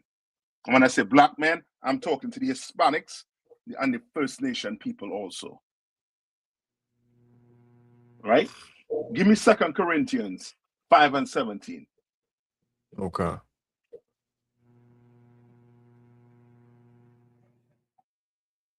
It's like the other one you said, 2 Corinthians 5:7. 5:17. Khan. Right? This is the book of 2 Corinthians chapter 5 and verse 17. Therefore, if any man be in Christ, he is a new creature. He is a what? A new creature. You got to become somebody brand new. You have to. There's no getting around it. You're going to have to come in here and become somebody brand new. Or else your conscience, because you have a conscience, black man, it will always affect you in here. So that's why you're going to have to come in here and become somebody brand new. You're going to have to be like that man who never sold drugs before. You're going to have to be like that man who never unalived somebody before. You're going to have to be like that woman who never got on a pole before. You're going to have to be like that. You're going to have to be like a man that was never in a gang. Colors don't make no difference to you. You wear blue, red, you wear any color you want because you became somebody brand new.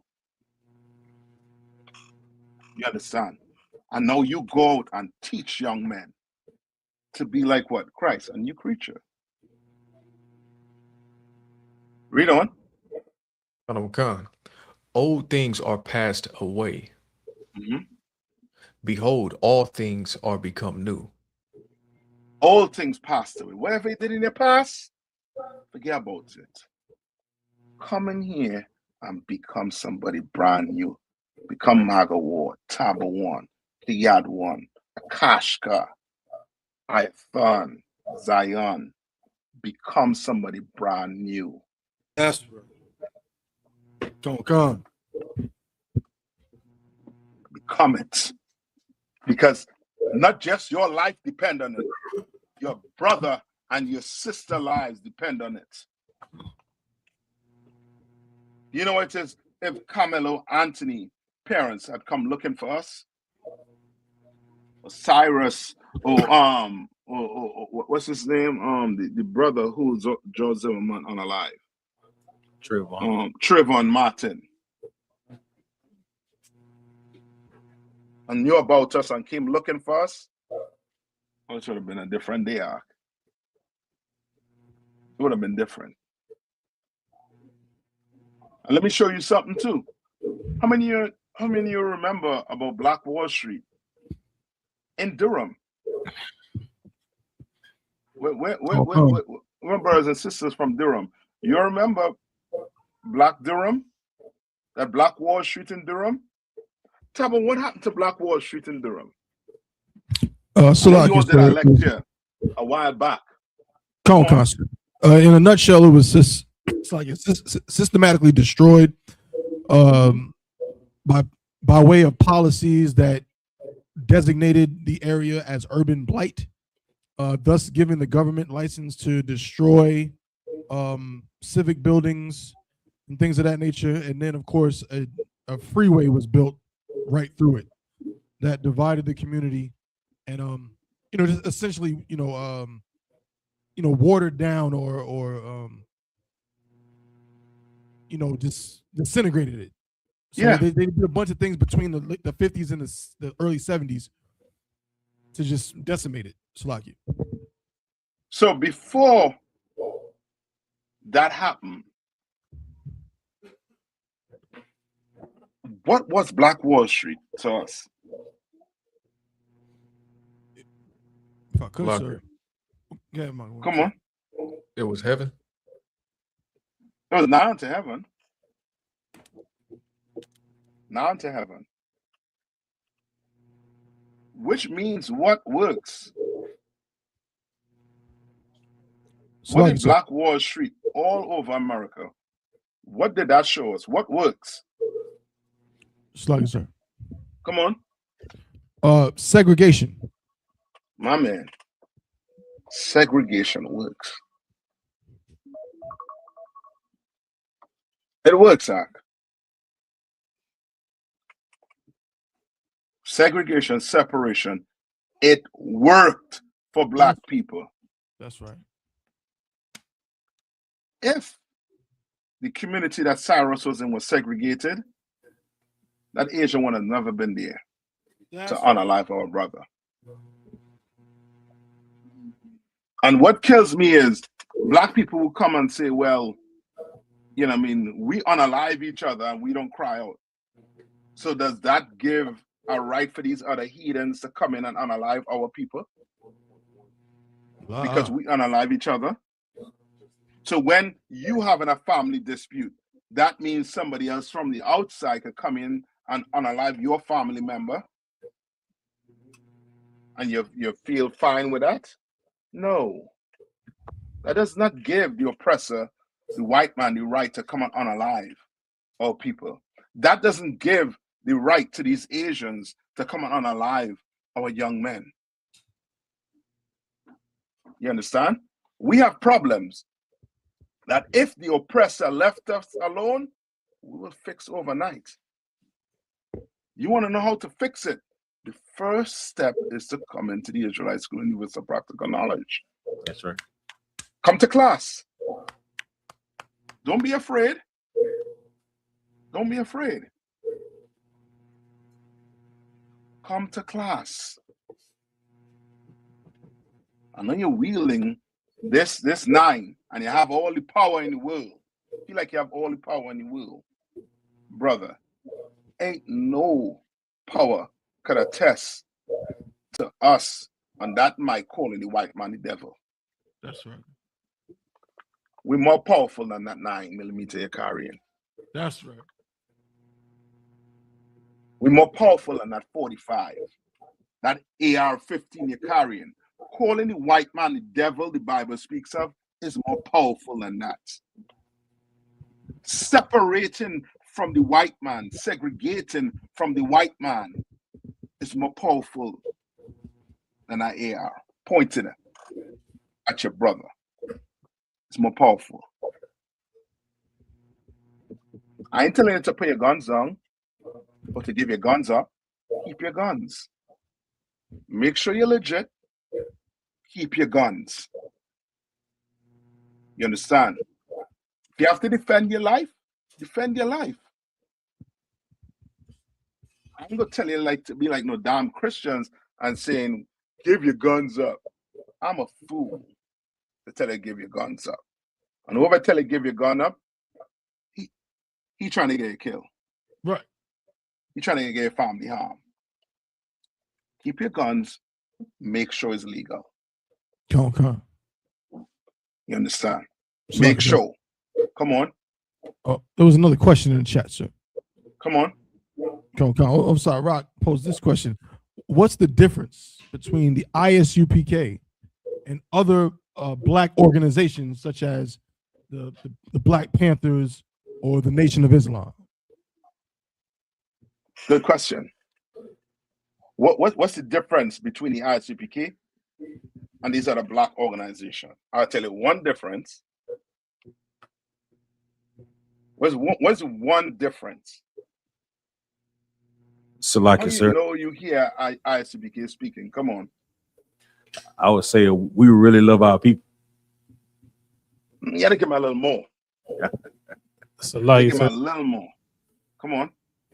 so like we have the laws and we follow the laws, statutes, and commandments of the Lord. Yeah, but they could say what? I follow the laws too. Salakia, sir. Come on. We actually have brotherhood in the nation of Israel. Them unalive each other. You know what I mean? Them kill Malcolm X. You know what I mean? Okay. You gotta give me a little more. What separates us from them? Salakia, the one Come on. that they follow a white man and we have a black man as our leader. Yeah. You're getting to it. You're getting there. So like right sir, there. Come on. we all agree. We love each other. Okay, what you are saying is right. I can't, you know what I mean? I can't say no, but you gotta give me a little more because I understand what you're saying. You want the people who not in here to understand. Salaki, sir. Come on. We're not Christians. That is, of course, correct. We're not Christians. Like, for example, right? I'm gonna give you an example. That Serge Borgia picture, right? What do we do with it at camp? Salakia, we step on it. We step on it and we what? We throw it down to the ground. No, go in the organization and throw that Serge Borgia on the ground and tell them step on it. What do you think will happen? They won't do it. I never seen the Nation of Islam slam no picture of Jesus on the ground. So-called Jesus on the ground, Serge Borgia. I think they might say they don't want to disrespect the Christians. Ain't no problem. Well, we're gonna do it. One of the other things that separates us that you could clearly see is what we call the white man the what? Devil. The devil the Bible speaks of. That's right. Go ask them, these organizations, when they stand up to give the long speech, a written speech. First off, I would like to say the white man is the devil the Bible speaks of. They're not going to do that, Tom. The way we speak, you understand? The way we deal with brothers. And one of the main difference is who could be in our organization? Who are allowed in here?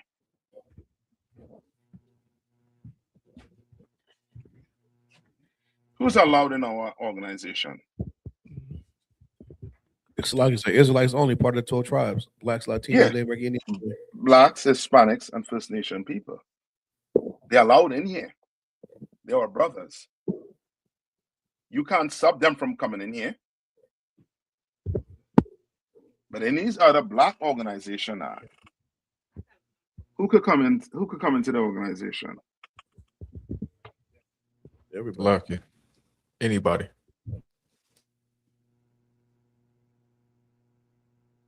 All right. We want.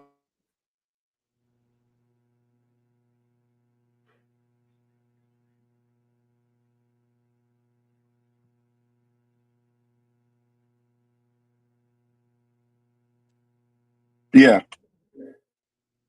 You understand?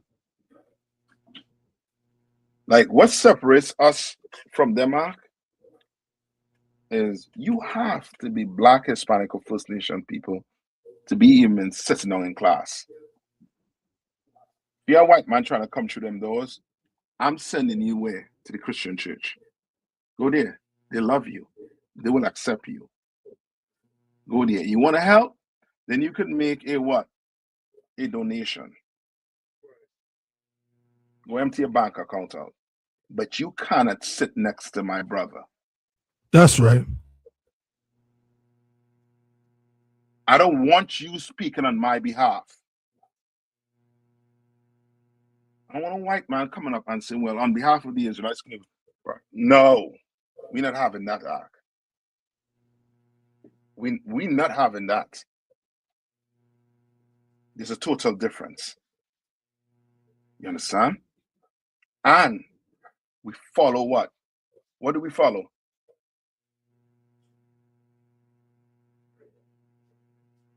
What do we follow? So like you said, the Bible. We follow the Bible. Okay.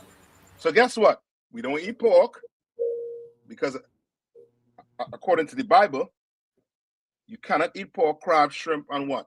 Lobster. Now, in these other black organizations, I ain't too sure they're following that. According to our Bible, a man can have how many wives?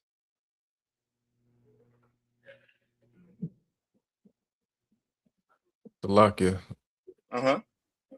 as many as will not deter him from doing the work of the Most High. So in other words, as many as he wants. If he wants 3 pairs of shoes, he could have it. If he wants 3 women, he could what? He can have it. Salakia, sir. Come on.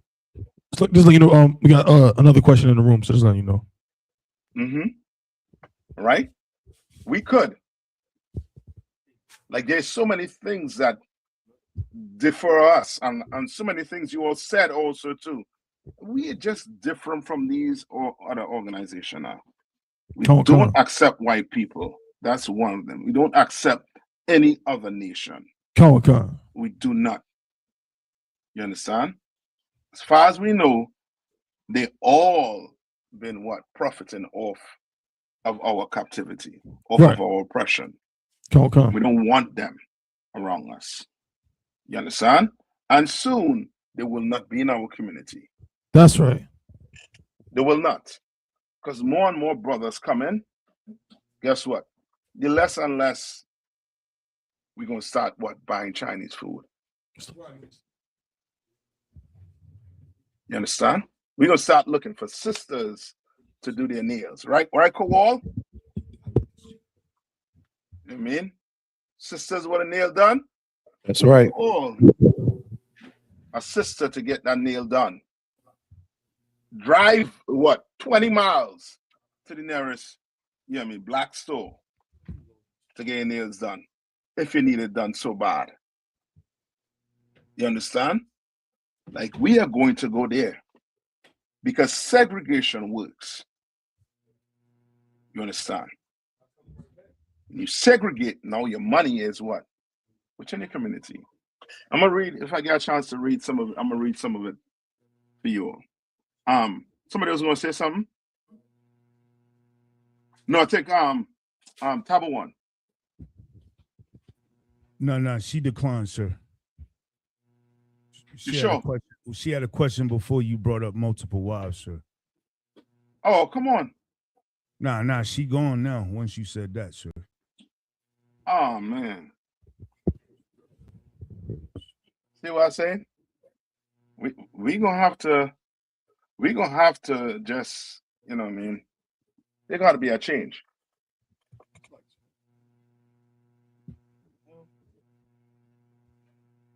It's gonna have to be. Like, what are we willing to do? Remember, who read what George Washington did?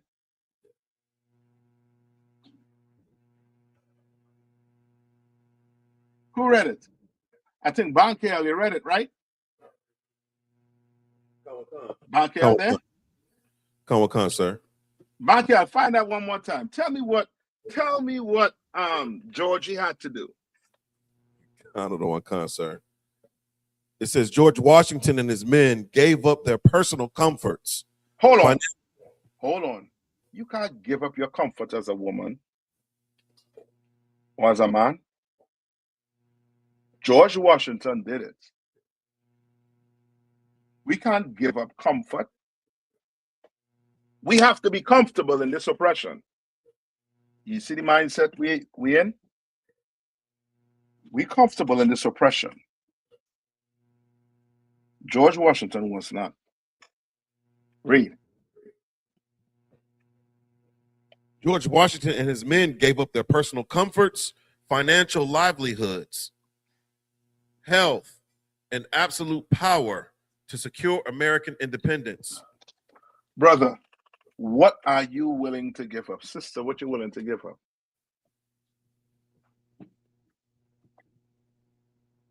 What you willing to give up?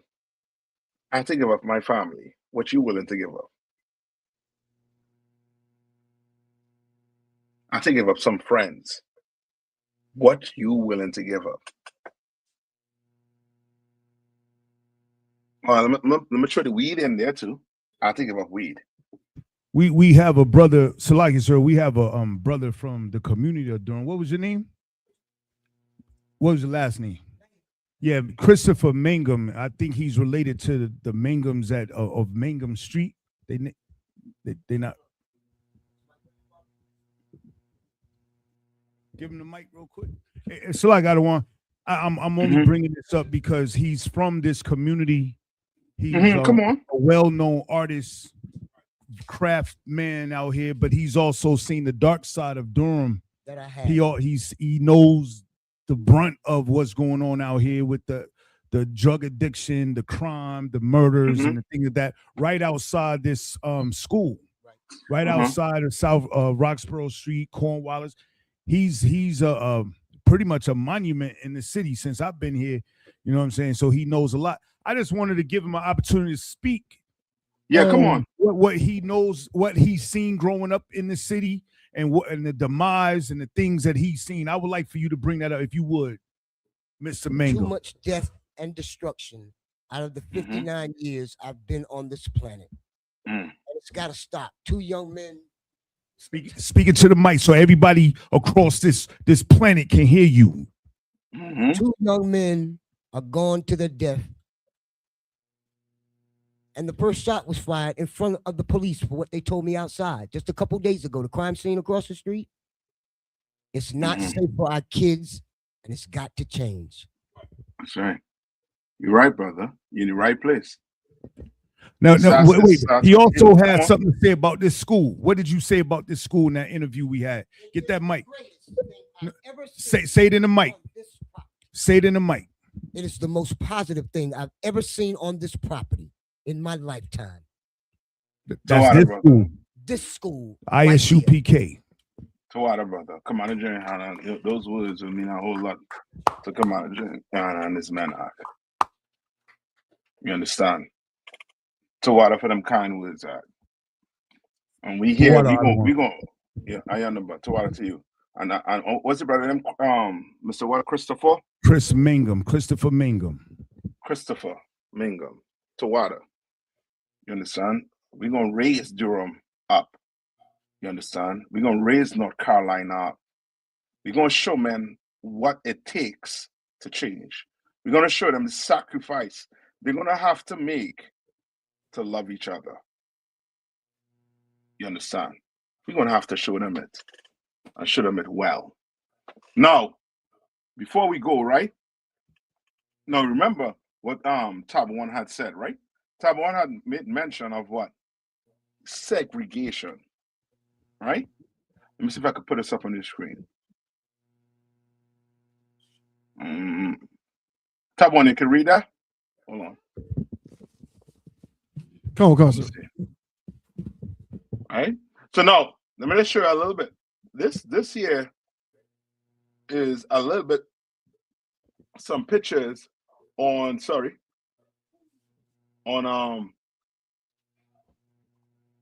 Black Wall Street, what Durham used to look like back in the days. All right? Some pictures. Now read some of this here. Come. After slavery and during Jim Crow segregation, Black people in Durham were largely shut out of white-owned banks, insurance companies, and many business opportunities. So when we were shut out, what does that mean? What that meant we had to do? That meant we would have to do what? So, like, sir. Come on. Create our own. Yeah. Create our own. Read on. Come. In response, Black entrepreneurs built their own economic system. That's it. You want to know why the oppressor does not want to leave us alone? You want to know why the oppressor is pushing drugs and crime into your community the way it's been done systematically, because it stops this from happening. Okay. It stops it from happening. Because he knows if he leave us alone, he push us away, from him. We are going to create black businesses. We're going to create black entrepreneurs. You understand? We're going to do it. Let me see. Right? Read this right here. Con. This district became known as Black Wall Street because black wealth, business ownership, and entrepreneurship were concentrated there at an unusually high level. At an unusually high level. Now read this. Okay. Why it mattered. Black Wall Street in Durham showed that despite segregation, black families could why they saying despite segregation? Why they saying it like that?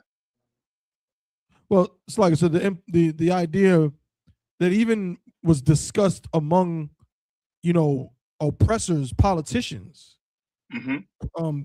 before emancipation was like, what are we going to do with them? Like, what are they going to do? Like, they're just going to be around doing what? Like, there was this idea that we were like infants.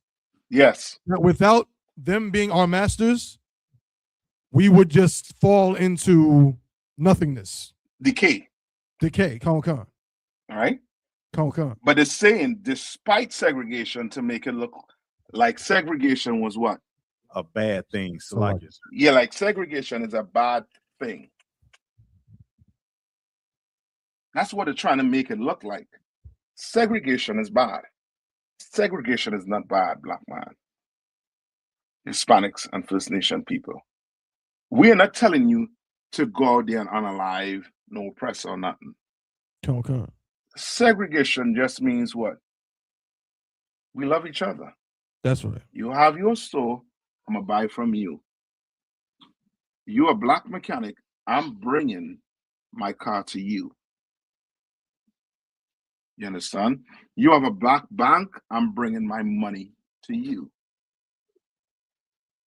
You understand? You have your black insurance, I'm bringing my money to you. Now read on. Con. Black Wall Street in Durham showed that despite segregation, black families could build wealth. Black businesses could finance each other. Money circulated inside the community.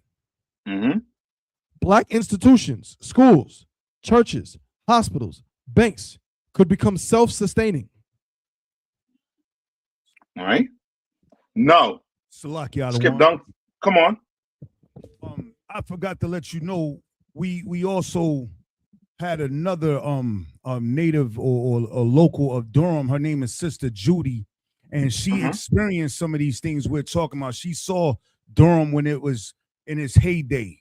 You know what I'm saying? We had a lot of black businesses and things like that. I will, if you don't mind, sir, with your grace, I would like to give her an opportunity to speak on what Durham was, in contrast to what Durham is today. Yes. And what she thinks is the cause. What were some of the vices and negative things she saw flood this community? Sister Judy's about to speak. Go ahead. Go ahead, sis. Well, I'm 56, so I've seen a lot of development in this area. We didn't have concrete, no streets, no street lights, nothing. We used to get our fruit and everything. It's very fruitful around here. Right. My dad had a farm. And so, but they wasn't able to take our land down here. It was this that they started from H-High until here. Cornwallis is still the only project you notice they're not trying to knock down. Right. They're just trying to squish them all in there. That's why all shooting. You understand? It's a bunch of mess because nobody goes to the council meeting. Nobody speaks up about it. But they taking all these places that they shut down, these projects, and confining them all in there. And then keep saying they're building other buildings, affordable housing, sending out notes that they're going to able to move them in, and nobody's nowhere. Right. You understand me? And they're sending them here.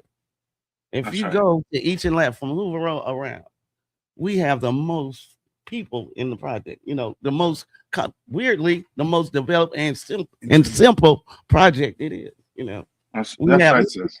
We still have events out there. You know, Mhm. reunions and everything. We try to That's get right. together, but when you're bringing where we were grounded with, it's gone. We're older now. We are messing Yeah. with the grandkids that we didn't get to know from the elders from project. You know. Yeah. You know, Mr. Hood That's didn't right. have any kids, so he still is who we got to communicate with, you know. Right. And he's a blessing. He taught us a lot out here. I'm blessed here, Mhm. you know. Yeah. I wish I would go down and march through it, you know.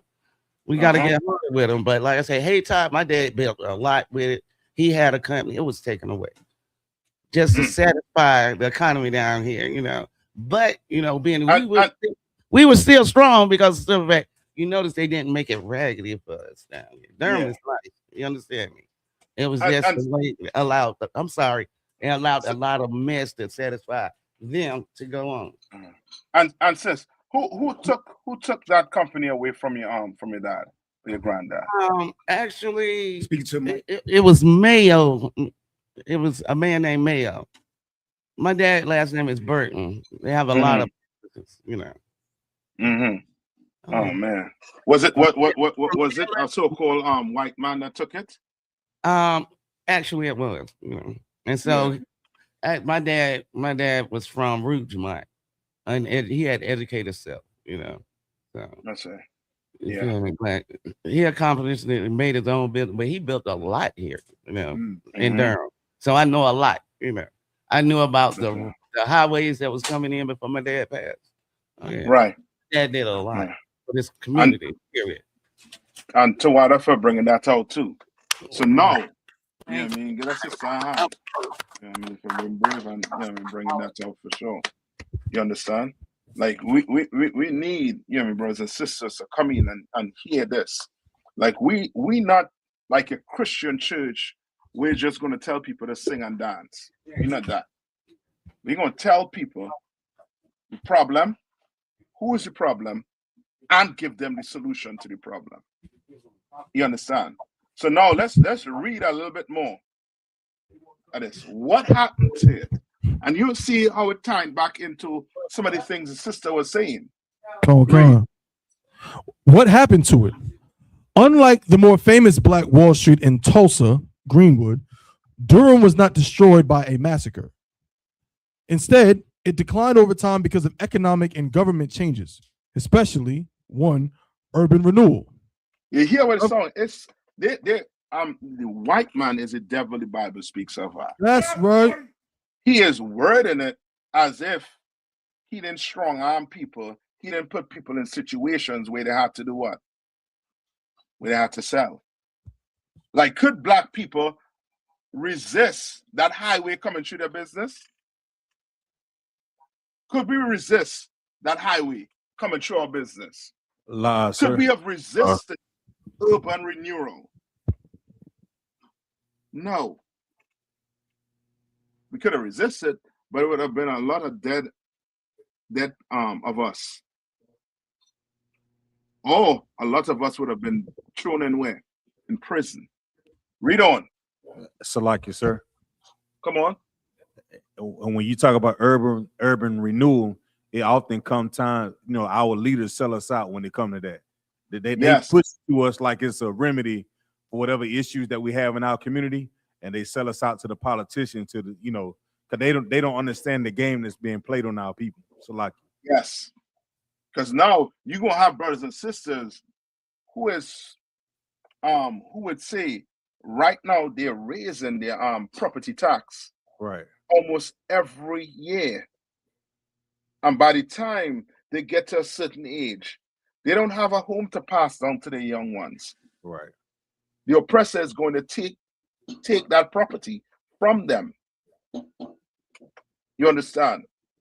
Like, they know what they've been doing to our youths, but I can't make excuses in a way where we can't, because of poverty, now turn on each other. We can't do that. We can't do it. Now read on. Urban renewal. government redevelopment projects and highway construction, especially NC Highway 147, cut through the nearby Haiti Black community. So they cut through and they leave a building standing for you to remember. So now all you do now, you go take tours on certain places or certain buildings. And Black people ain't being taught that the oppressor did this on purpose to destroy your building, to destroy Black Wall Street. Read on. Con. This displaced thousands of Black residents and destroyed many homes and businesses. 2. Number 2. What are you saying? Integration. Desegregation. Read on. This is complex. It's complex. It's not freaking complex. Con. It ain't complex. Integration destroyed the Black community. That's right. It destroyed the Black community. And then put us in projects and ghettos to live amongst each other. And then did what? Take away all your Black businesses from you. So now what you did was you take away the means of feeding each other, and now you put a product in there that they're going to have to what? Fight and unalive each other for to survive. You understand? That's like no different than if you have a cage, right? And these are, come on, Jay, remember how we break this down. You know what I mean? To us, you have 2 dogs in a cage on either side, and there's a gate in front those 2 dogs. You don't feed them for 7 days. On that 8th day, you put a bowl with food in it. And then you open those 2 gates at the same time. What's going to happen? What will those dogs do?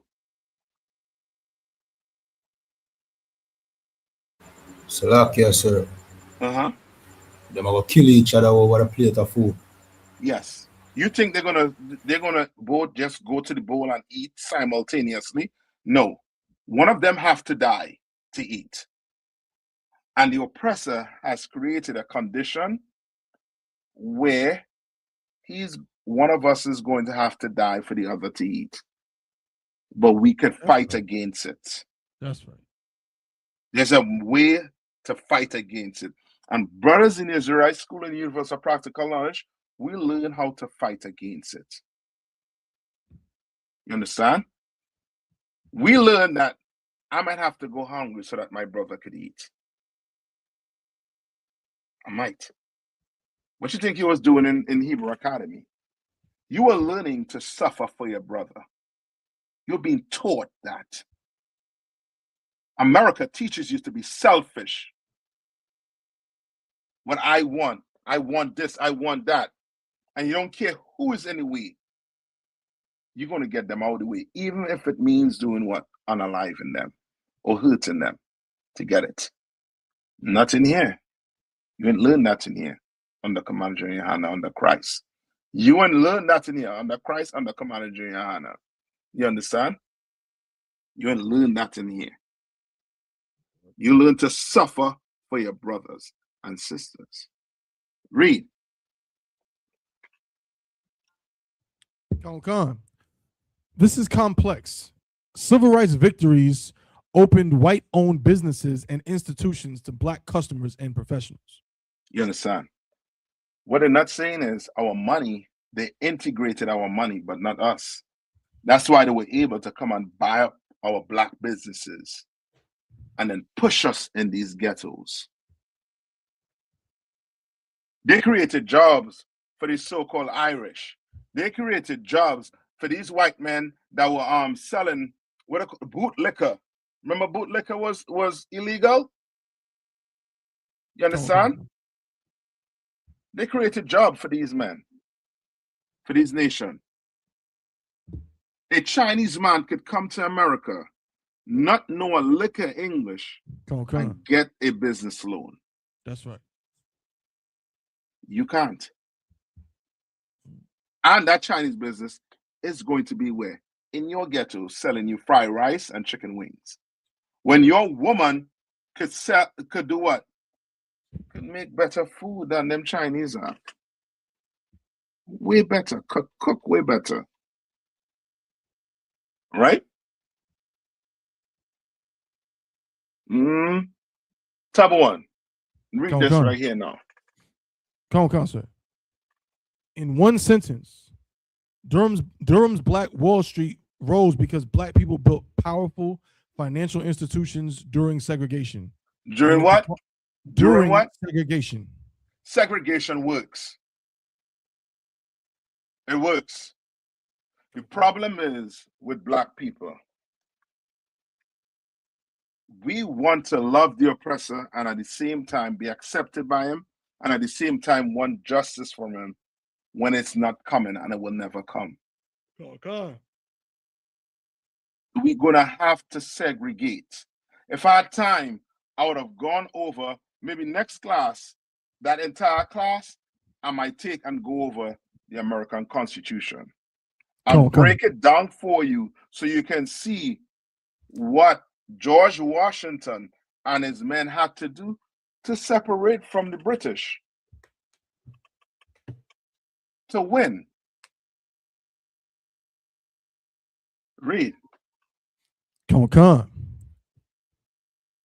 Salakia, because Black people built powerful financial institutions during segregation, and it declined mainly because of urban renewal, displacement, and changing economic structures.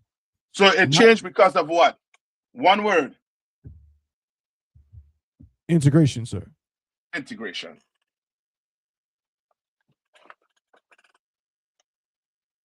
You understand? It changed because of integration. Read on. Come. And changing economic structures, not because it was burned down like Tulsa. Okay, we know. That's the same thing they try to do right now. Right now in Tennessee, what they're doing to Black people. What are they doing in Tennessee? You all heard on the news what they're doing to Tennessee? So Black people in Tennessee. Come on. That what they do the redlining and the gerrymandering for their districts. Yeah, but there's something that said they were doing. You're right, Zion. But it's something specific I'm speaking about.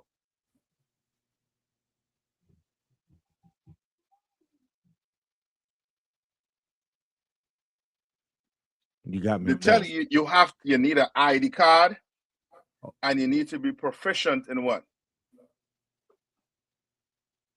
In English. What the hell is that? I thought we post racial racism. Come on. So like I said, there was some questions from the community.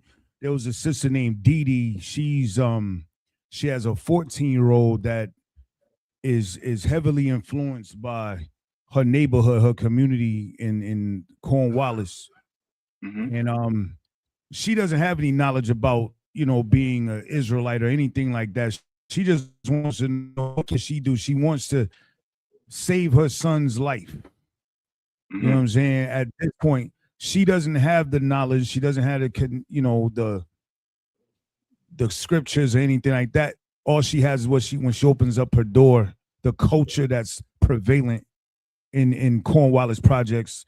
We can also say McDougal, Rochelle, Manor, so forth and so on. And Trinity Christian Church too. Absolutely, sir. And so without the doctrine of the I.S.U.P.K, without knowing what we know, which is taking time for us to change to come to this knowledge, she's hurt because she feels like her son is next because a lot of his friends are dead already. What can she do?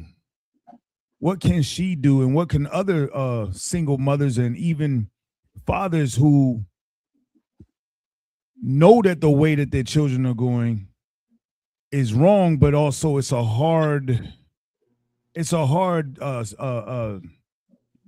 fight because every day they go to school with these people. when they go outside of their door, you know, they see the people, they see the life. That's all they know. You know what I'm saying? They don't know about Christ. They don't know about, you know, the scriptures, the law, statutes, and commandments.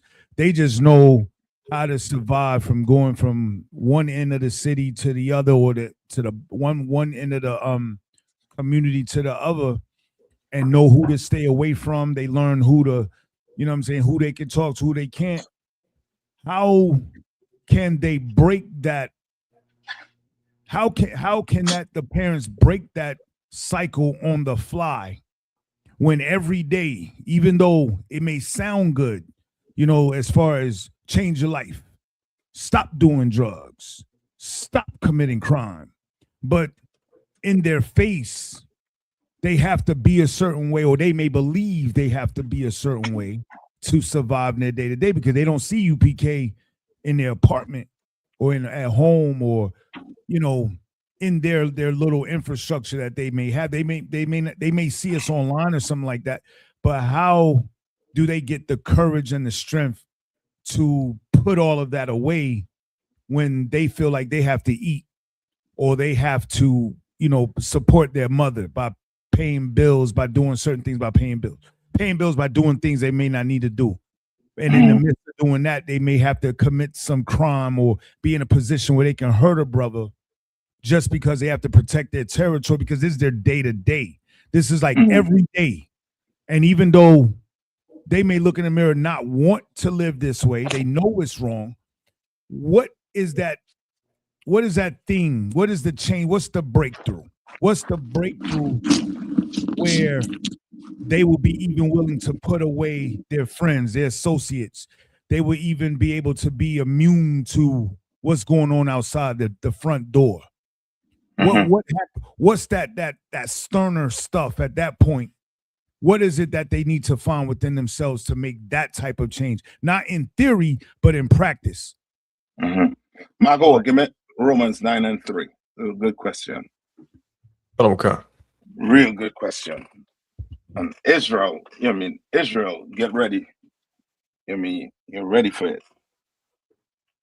It ain't gonna be sweet. And the sad thing about it is, we're not magicians, right? We can't just wave a magic wand and take away your pain, take away your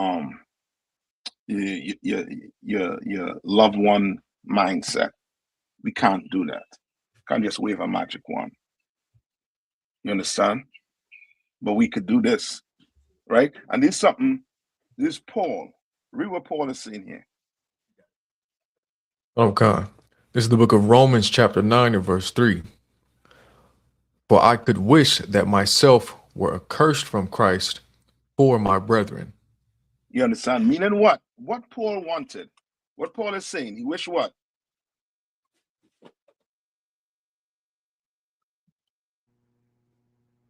Salakia. Come on. Paul saying that he wished that he could take on all the pain and all the terrible things that his people was going through for his people, that he could take it on just for them. Okay. You want it.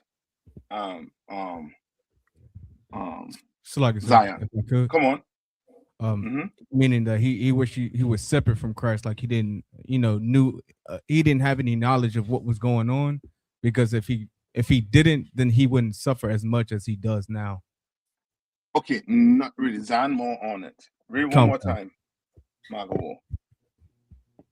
Okay. For I could wish that myself were accursed from Christ for my brethren. For my what?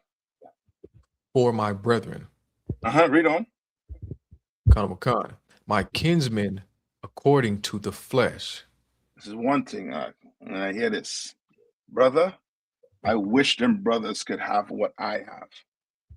For God's sake. I wish it. I pray it too. You understand? What that mother, come on. Just make sure I understand the word. So when he said a curse from Christ, is that almost like saying, like, I wish we could trade places? Yes. I wish I was the one who didn't know Christ and I was out there if it meant that they could be in here. That's be with it. me. That's exactly, Okay. I believe that's exactly what Zion was saying on, you know what I mean? Like Come he on. wished that was the case. Come. But it ain't like that.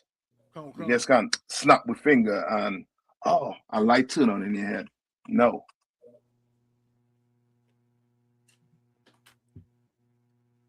Before brothers came to Durham, right? I should say before brothers came to Durham. How could I word it? Okay, for the truth to come to Durham, what had to happen? For the truth to come to Fayetteville, to Charlotte, I mean, to different parts of North Carolina, what had to happen? Salakia. Come on. There had to have been brothers in the city that was willing to change. That's it. Come. What that mother is going to have to do, she is going to have to be willing to change. That's right. She is going to have to come and sit down in class and learn and pray to the Lord. Get on her knees and pray to the Lord. Because she changed her life, the Lord could spare her son's life. That's right. Okay. And that son could see that mother the way she lives and be like, you know what? I'm coming to class with you. That's right.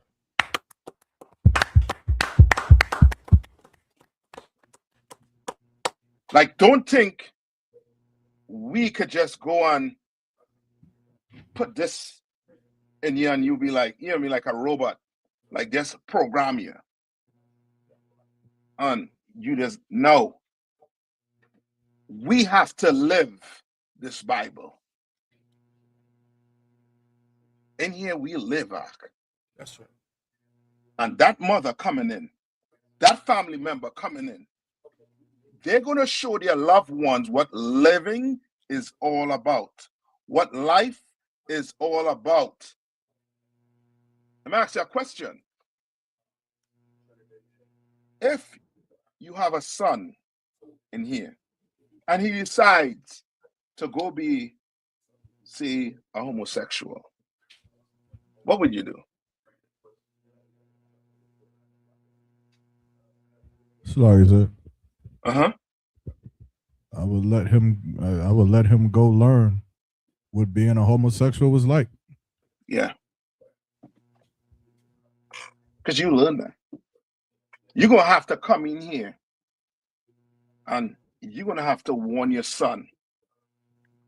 If you continue down that road, you are going to die. You're going to have to give him it just like that. You are going to die if you continue down this path. But you can live. I know some brothers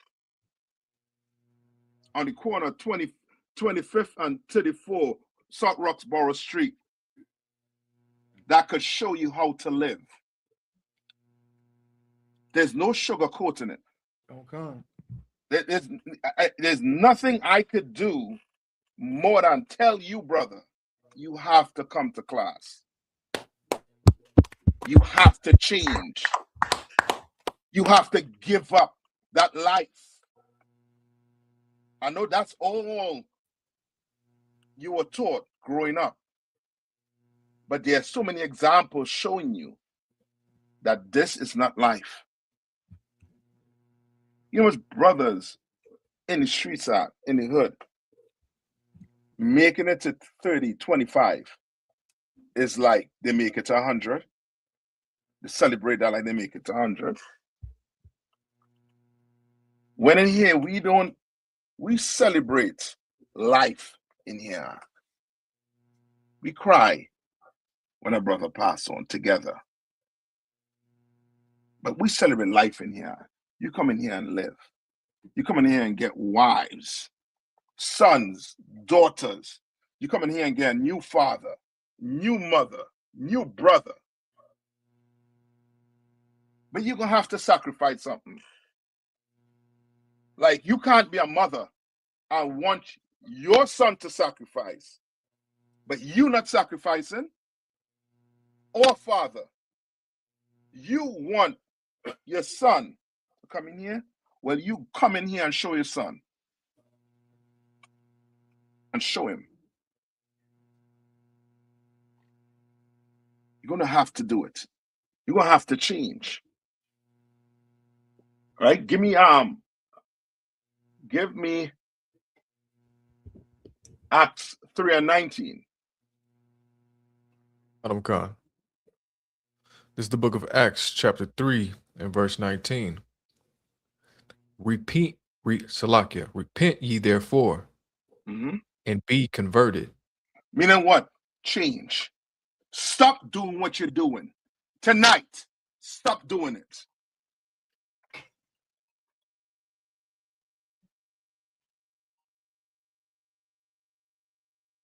Hold on, man.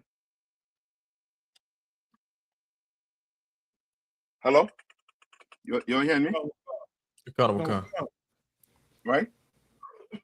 Tonight, you're going to have to stop doing what you're doing. Stop it. And be what? And be converted. Read on. That your sins may be blotted out. That your what? That your sins may be blotted out. Yeah. That's because we serve a living power.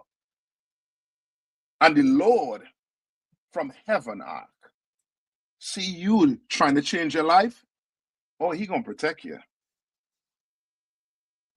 The Bible says it would have been better you tie a millstone around your neck and jump into the ocean before you harm one of his children.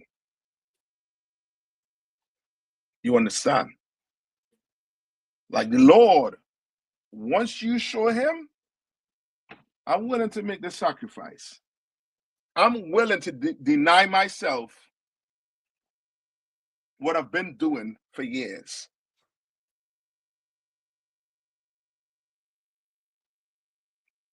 Oh, now you're talking. Go to 1 Peter 2:21. Okay.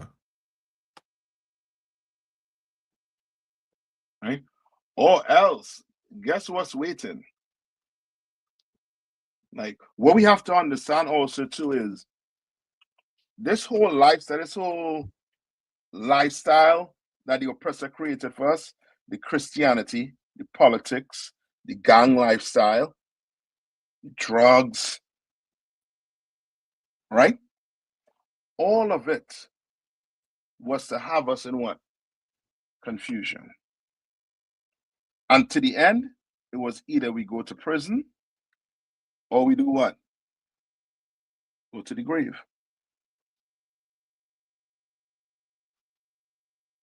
You understand? And then in between there is some strip club, getting high, whatever you want to do. Not what the Lord wants you to do. Slug, right? Read on. Come on. Oh, may I? Yeah, just what you was just reading and what you just taught about, you know, and I'm speaking to the population in Durham. You know, I've coached a lot of young brothers and seen brothers come up from 5 to 20 years old. You know what I'm saying? And I've also seen a conversion, and I think that's an important point that you made. That when we say convert, meaning change, you know, repent and change our life. You know, some people may look at that as yielding or submitting, right? But you know, spiritually, we know that we submitting to the will of our Father, to the Most High, right? But what they don't get is they've already converted and submitted. They don't see that though. Our people don't see that we submitting to the demons of drug addiction and you know, even you know, you'll hear some kids say, I'm on demon time. I'm on demon time. That's not who they were when they was in the 3rd grade, when they was in the 5th grade, when they was in, you know what I'm saying? At some point, there was a conversion. You know, whether they take a lot of drugs and narcotics and things to alter their state, and they do a lot of horrible acts over and over and over to the point where they become numb to it, and now they've converted, so they become Satan's bitch, Salakia, but they become the white man's bee, Salakia, if I pardon my language.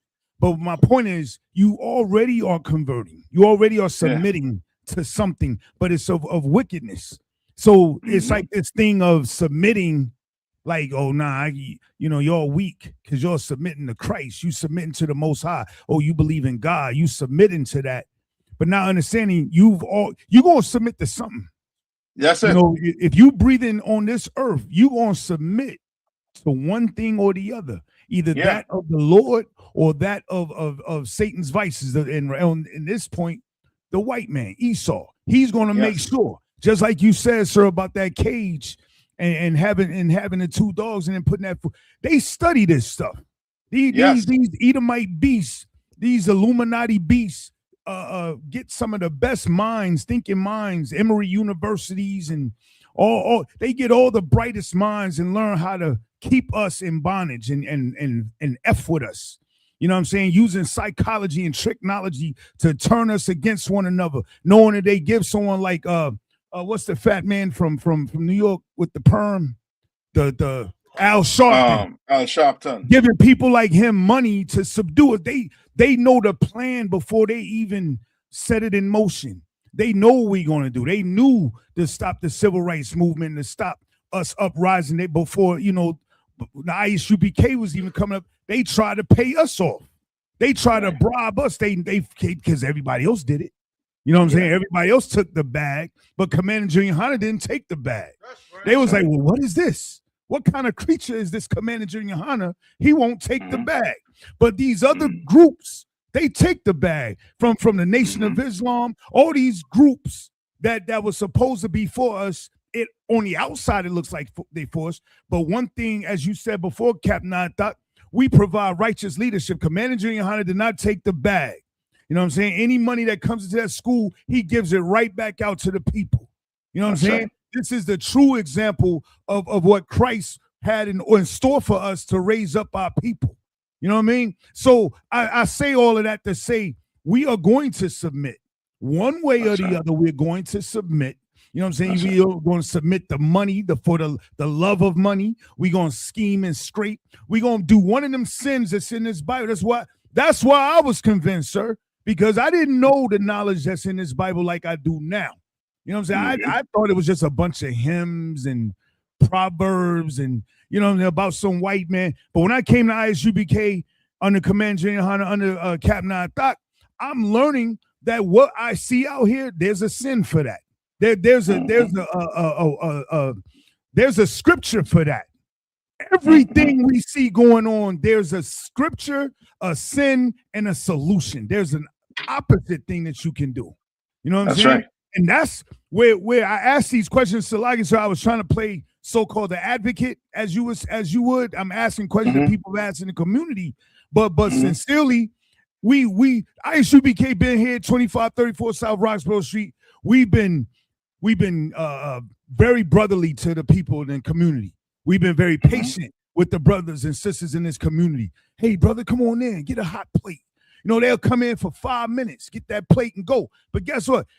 That's the generosity of Commander Junior Hanna and the sisters and the Akim in the school. You know what I'm saying? But at the same time, we've been so patient. But in our circles, we like, man, when the fuck they gonna get it? When they gonna get it? You know what I'm saying? Like we out here grinding ourselves to powder, doing this work, and you know what I'm saying? We looking at you like, are we not speaking the right language? Do you not see what the hell is going on out here? You know what I'm saying? You talking about what's going on across the street, brothers pulling triggers and shit, but they ain't coming into class. You complaining, you obviously see something wrong. You see something wrong. You talking about what the I.S.U.P.K gonna do. We've been doing it.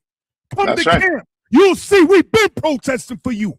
You know what I'm saying? We've been, Officer Zion has constantly been trying to reach out to these people. I see him at camp. I see Officer Lahab. I see Captain Nayathaq speaking, and people walk around and insulting us as if we just doing this just just to insult people's Saturdays, and we're not doing that. We out here actually protesting before it happened. Somebody else gonna get shot tomorrow in Durham. That's right. And as long as you don't want to convert and they make that sacrifice and come in here and change your life and learn why we not doing that, you know what I'm saying? It's gonna keep doing. We love, yes. I tell you this. I'm gonna tell you this. Captain Nayathaq and I.S.U.P.K at Durham loves Day more than you do, and that's your son. That's your flesh and blood. And I'm telling you straight up, we love your children better than you love yours. You claim you love yours, but you don't, because you still puffing the herb. You know what I'm saying? You still puffing the herb. You still provide an environment for crime. You know what I mean? Cornwallis could be an oasis. Just with the people there right now, if the men just stood up and we cleaned it up, all of a sudden they're going to raise the property tax over there too. If we change the laws and how we deal with each other, you know what I mean? It ain't all this tickety talk that y'all want to do on the, you from Durham, talking about what we, man, listen, these brothers out here are golden. Every last brother, Captain Nayathaq is raising up soldiers since I've been in school for 10 years, raising up soldiers, going over correction. We all get corrected. We all got flaws, the same issues y'all got. The same dog that bit you, bit me too. But I got a man above me that love me, and I follow him. Just like he followed Commander Junior Hanna, just like he followed Christ. Everything that we need is in this Bible.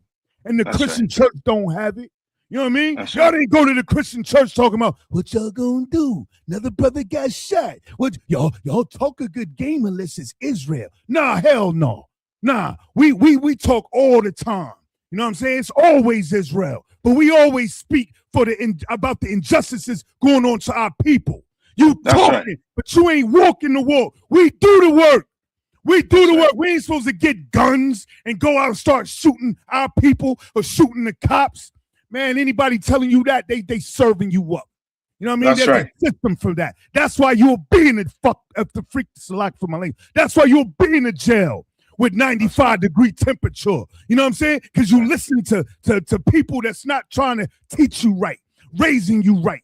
People come in here, get a plate, and then they out in 5 minutes. Back out there to the wickedness of this world. On talk about what Durham used to be. Durham can be great today. Durham can be great today, and then North Carolina can be great. Jersey can be great. DC can be great. This whole planet, anywhere Israel walk 10 toes down, can be great. If we just change our life, how you change your life? You follow this man named Yahawashi. He gave us a second chance so we could do this. You know what I mean? Ain't nobody greater than the men above me. Ain't nobody. You ain't gonna talk about them on these dumb chats hiding behind these keyboards. You know what I mean? You know where we at. You know where we at. Comic concert. The what? Ain't no sweat. Ain't no sweat. You know what I mean? I feel it out. Understand? But they will come in due time. You be ready, Akim. They're gonna come in due time. You understand? They're going to come in due time. The Lord is going to wake up this nation. It's going to wake them up on a level. When you turn around, blink of an eye, you're going to see them chairs filled. Because the Lord is going to wake them up. You just be ready. You understand? And why not follow a man that is better than you? I'm following a man that's better than me. I will. You understand? Last one, and then I'm gonna let you all out, right? Give me Ecclesiasticus 5 and 7. And then that we'll come back next week again with more. I wanted to bring out the numbers pertaining to the progression with the jail. You understand? You're gonna get that next week. You want the solution? I'm going to give you the solution. The problem is, are you ready for it? What are you willing to do? We were willing to give up everything. I'm willing to walk away from my family right now if they decide to go serve another God. What are you willing to do? Read. Khan, this is the book of Ecclesiasticus, chapter 5 and verse 7. Make no tarrying to turn to the Lord. What does it say? Make no tarrying to turn to the Lord. Meaning what? Don't what? Salakia. Mm-hmm. Don't wait. Don't delay. Don't wait. Do it tonight. You can't put that blunt down. Give us a call. You understand? You trying to get out of that gang? You understand? Give us a call. Trying to get out of that gang life? Give us a call, man. Give us a call. We're right here. We're here to serve the community. With the little resources that we have, we're here to serve you, black man. Because we love you. Blacks, Hispanics, and First Nation people. We love you. So we're going to tell you, give you the bad, and we're going to give you the good. We're going to tell you the problem, and we're going to give you the solution to it. Now, what are you willing to do with it? And with that, I'm going to pass the class over to Priest and Officer Taba 1. Nayathaq, sir. Nayathaq. Priest and Officer Nayathaq. We'll be back at it again next week. All right. So you brothers and sisters online, you come on and bring your question. Bring your question. Don't stay behind your keyboard and just be typing wherever. Bring your question in class. We're not the Christian church. We'll answer your questions. If I can't answer your question, I'll tell you, hold on. I'll be back with an answer for you next week. You understand? We're here for you. All right? Salakia, Nadia, you got it. Security announcements. We're the I.S.U.P.K. started out of 1 West 125th Street, Harlem, New York, under Commanding General YAHANNA. New rules for brothers and sisters. When a new brother or sister comes into the school, they are off limits for 6 months. They are to be saluted only. They are here to shed themselves of the world. After 6 months, if a brother or sister has an interest in a particular person, he or she must get permission from their head to speak to a brother or sister. There's another 6 months in which the brother or sister will court each other. After this 6 months period, the brother or sister will get permission from the head to marry. Tithes, which is a commandment. You can find this in the book of Numbers, chapter 18, verse 21, and in the book of Malachi, chapter 3, verses 8 through 10. Means tenth in the Hebrew, and is pronounced ma'ashara. 10% of every penny of any increase the Lord gives you, you give to the Treasury Department or teacher. Priest fund, free will offering for priests, not mandatory, whatsoever amount you would like to give. Upcoming Holy Convocation will be the Memorial Blowing of the Trumpets, which will be held on September 11th on a Friday. Get with your nearest I.S.U.P.K. location. Remind Akim and Akwathium to check on social media such as I.S.U.P.K.com, Facebook, Twitter, YouTube, and so on for I.S.U.P.K. events and materials. If a brother wants to become a trooper in a school, then he is to start wearing all black, which includes black boots, shirts, pants, headband, and or scarf. And with that, Amadium, Sister Yashab, we're going to give one courteous salute to the teacher, men of Israel, Amadim Shabbat, Amadium, Barak, Yahweh Shem Yahweh Shabrakatah. Yahweh Shem Yahweh Shabrakatah. Sisters, Amadium, Yad Matah, Saw and Face the sisters. We're going to render one courtesy salute to the sisters, men of Israel, Amadim Shabbat, Amadium, Barak, Yahweh Shemal Shem Yahweh Shai. Yad Matah. Class dismissed.